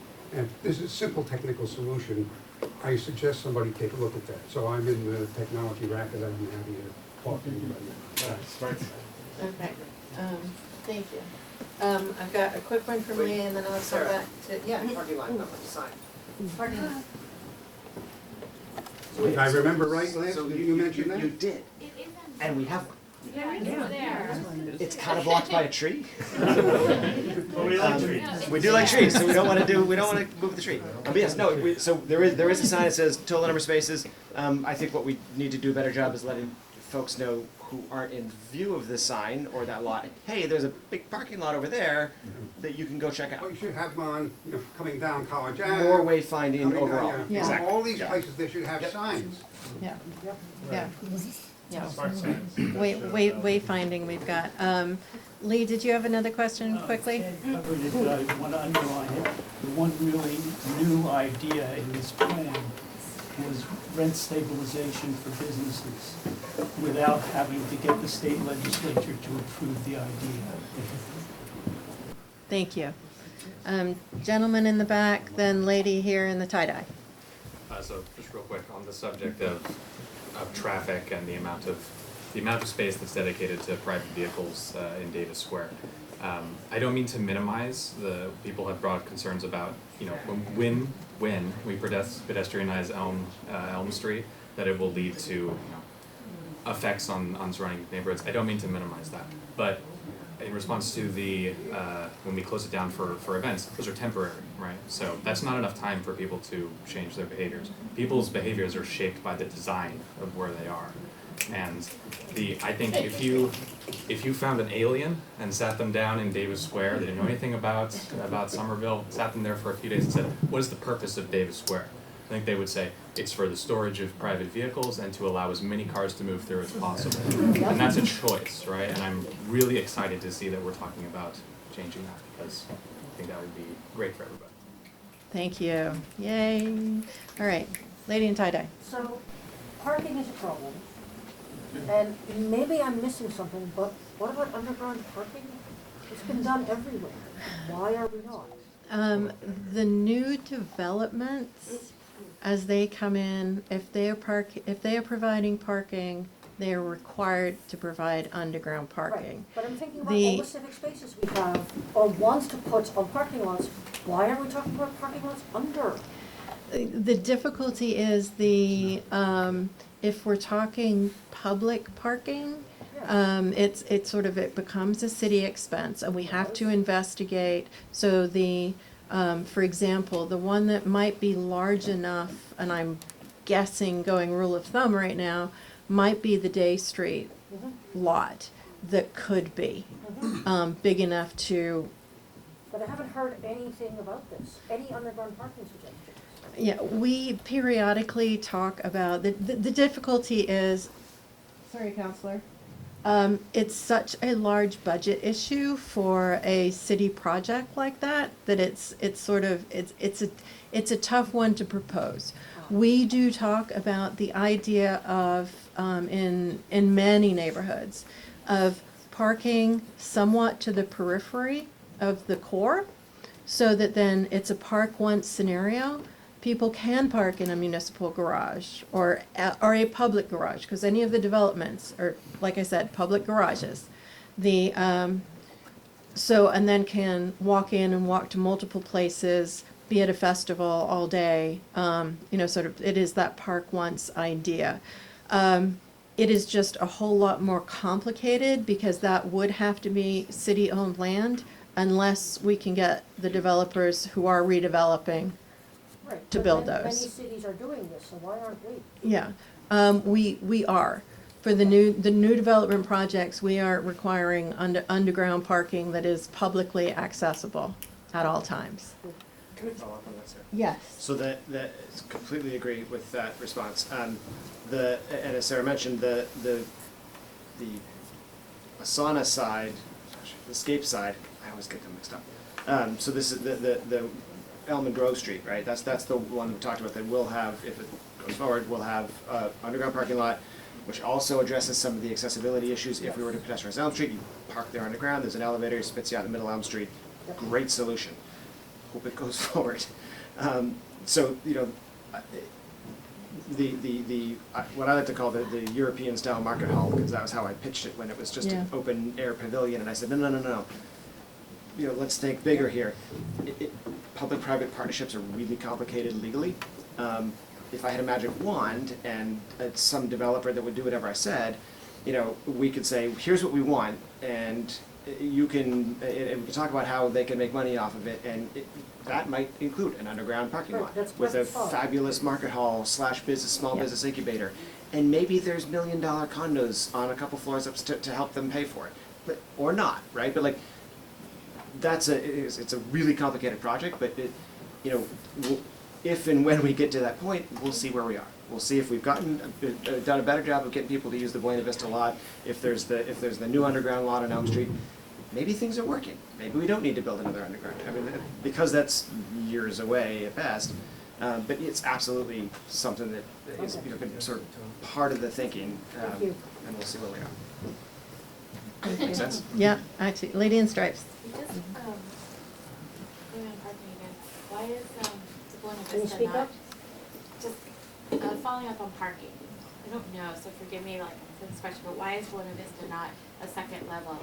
And it's next to buildings that are taller, and that would be, why? That I don't know the answer to, just because that was built a while back. Touch on that. Oh, you can, all Yeah, right, so awesome. that also a privately owned property, although there's a lease. I think it's a 99-year lease, which is effectively, you know, in perpetuity, but you know, you can't do a lease in perpetuity, so it's 99 years.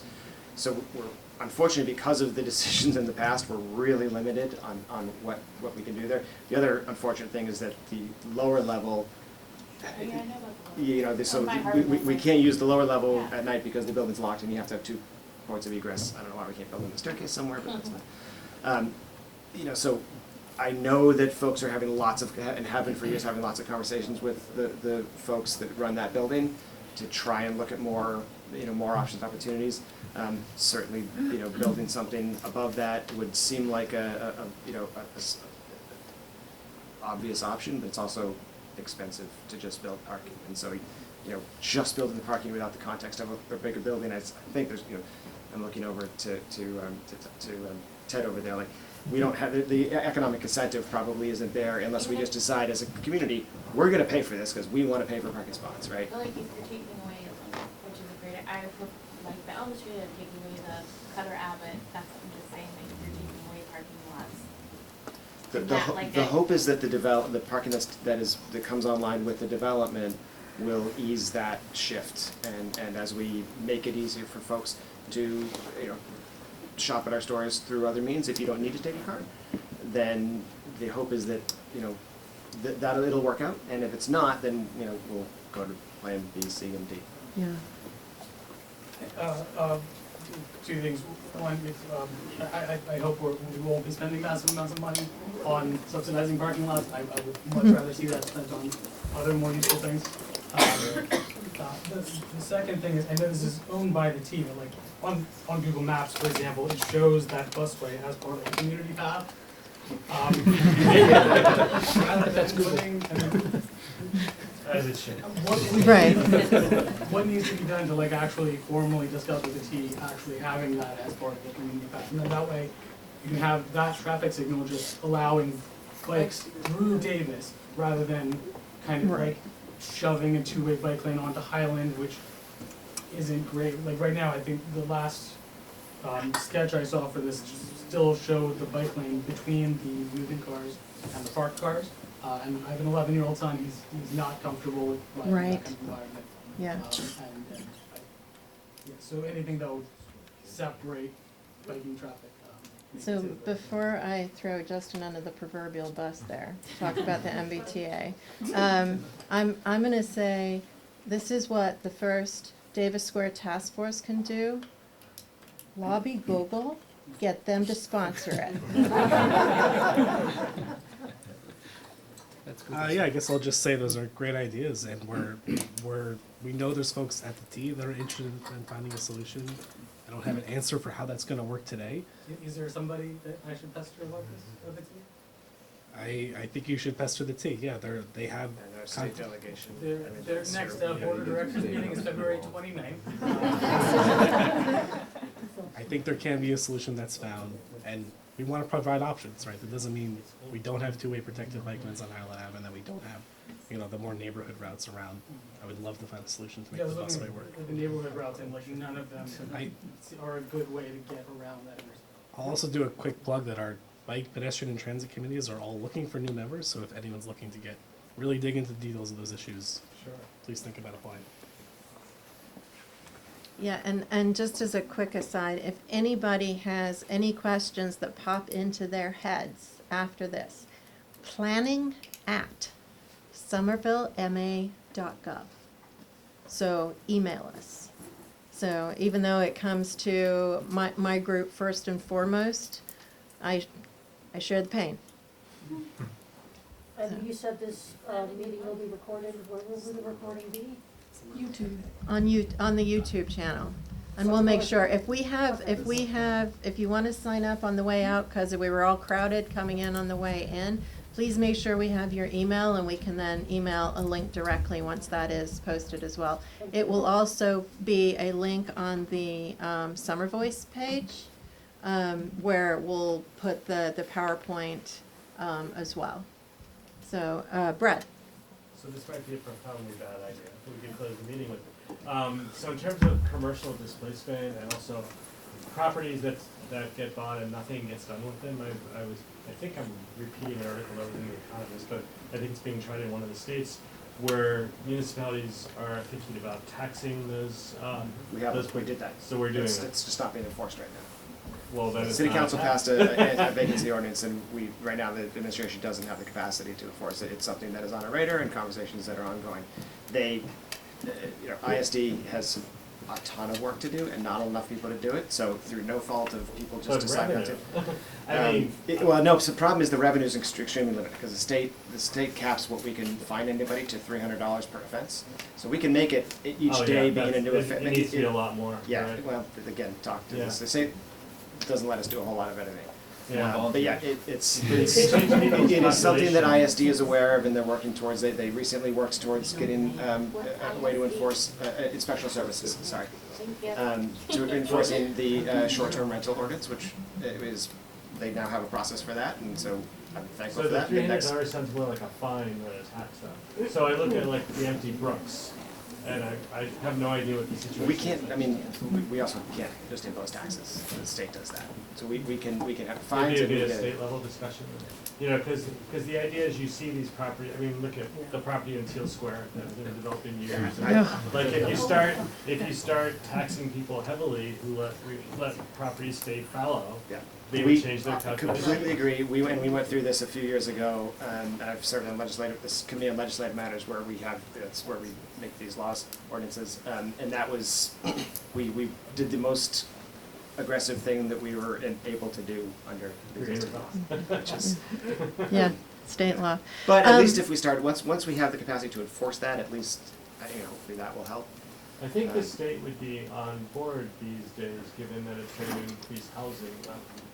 So this is kind of a statewide problem. Right? That's a long process. Yeah, I want to just for a minute acknowledge that we are over time by 5 minutes, and I apologize for that. So please, thank you so much for coming out. Can I make a last public service announcement? Yes. Relevant to, if you are interested in forming a new group that will have some say in the development of Davis Square, we put in place another ordinance to create something called a neighborhood council.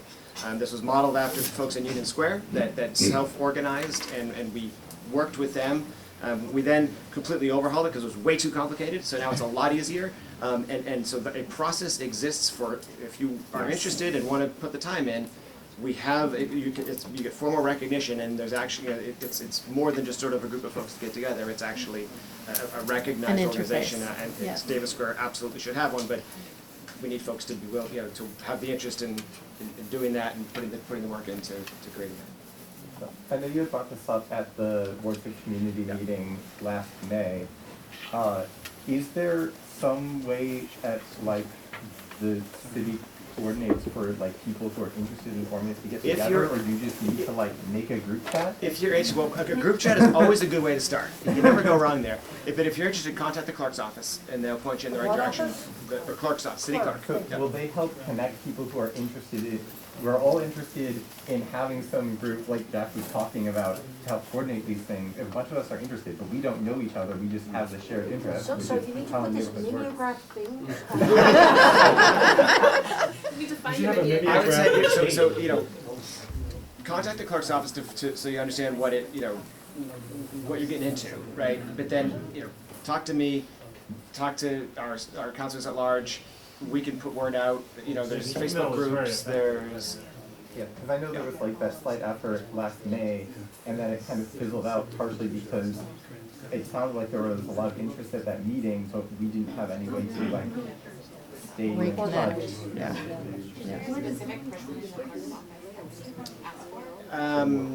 No, because he just left. But Kim Wells, our clerk, is fabulous, her staff is fabulous, and they'll put you, and if for some reason I'm wrong about that, then you know, come back to me and I'll help figure out, but that's the place where they'll have all the information.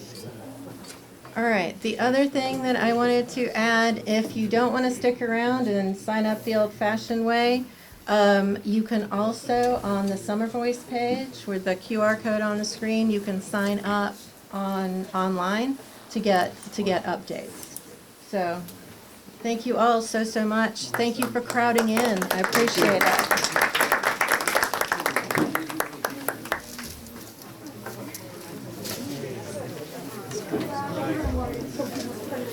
Yes, exactly.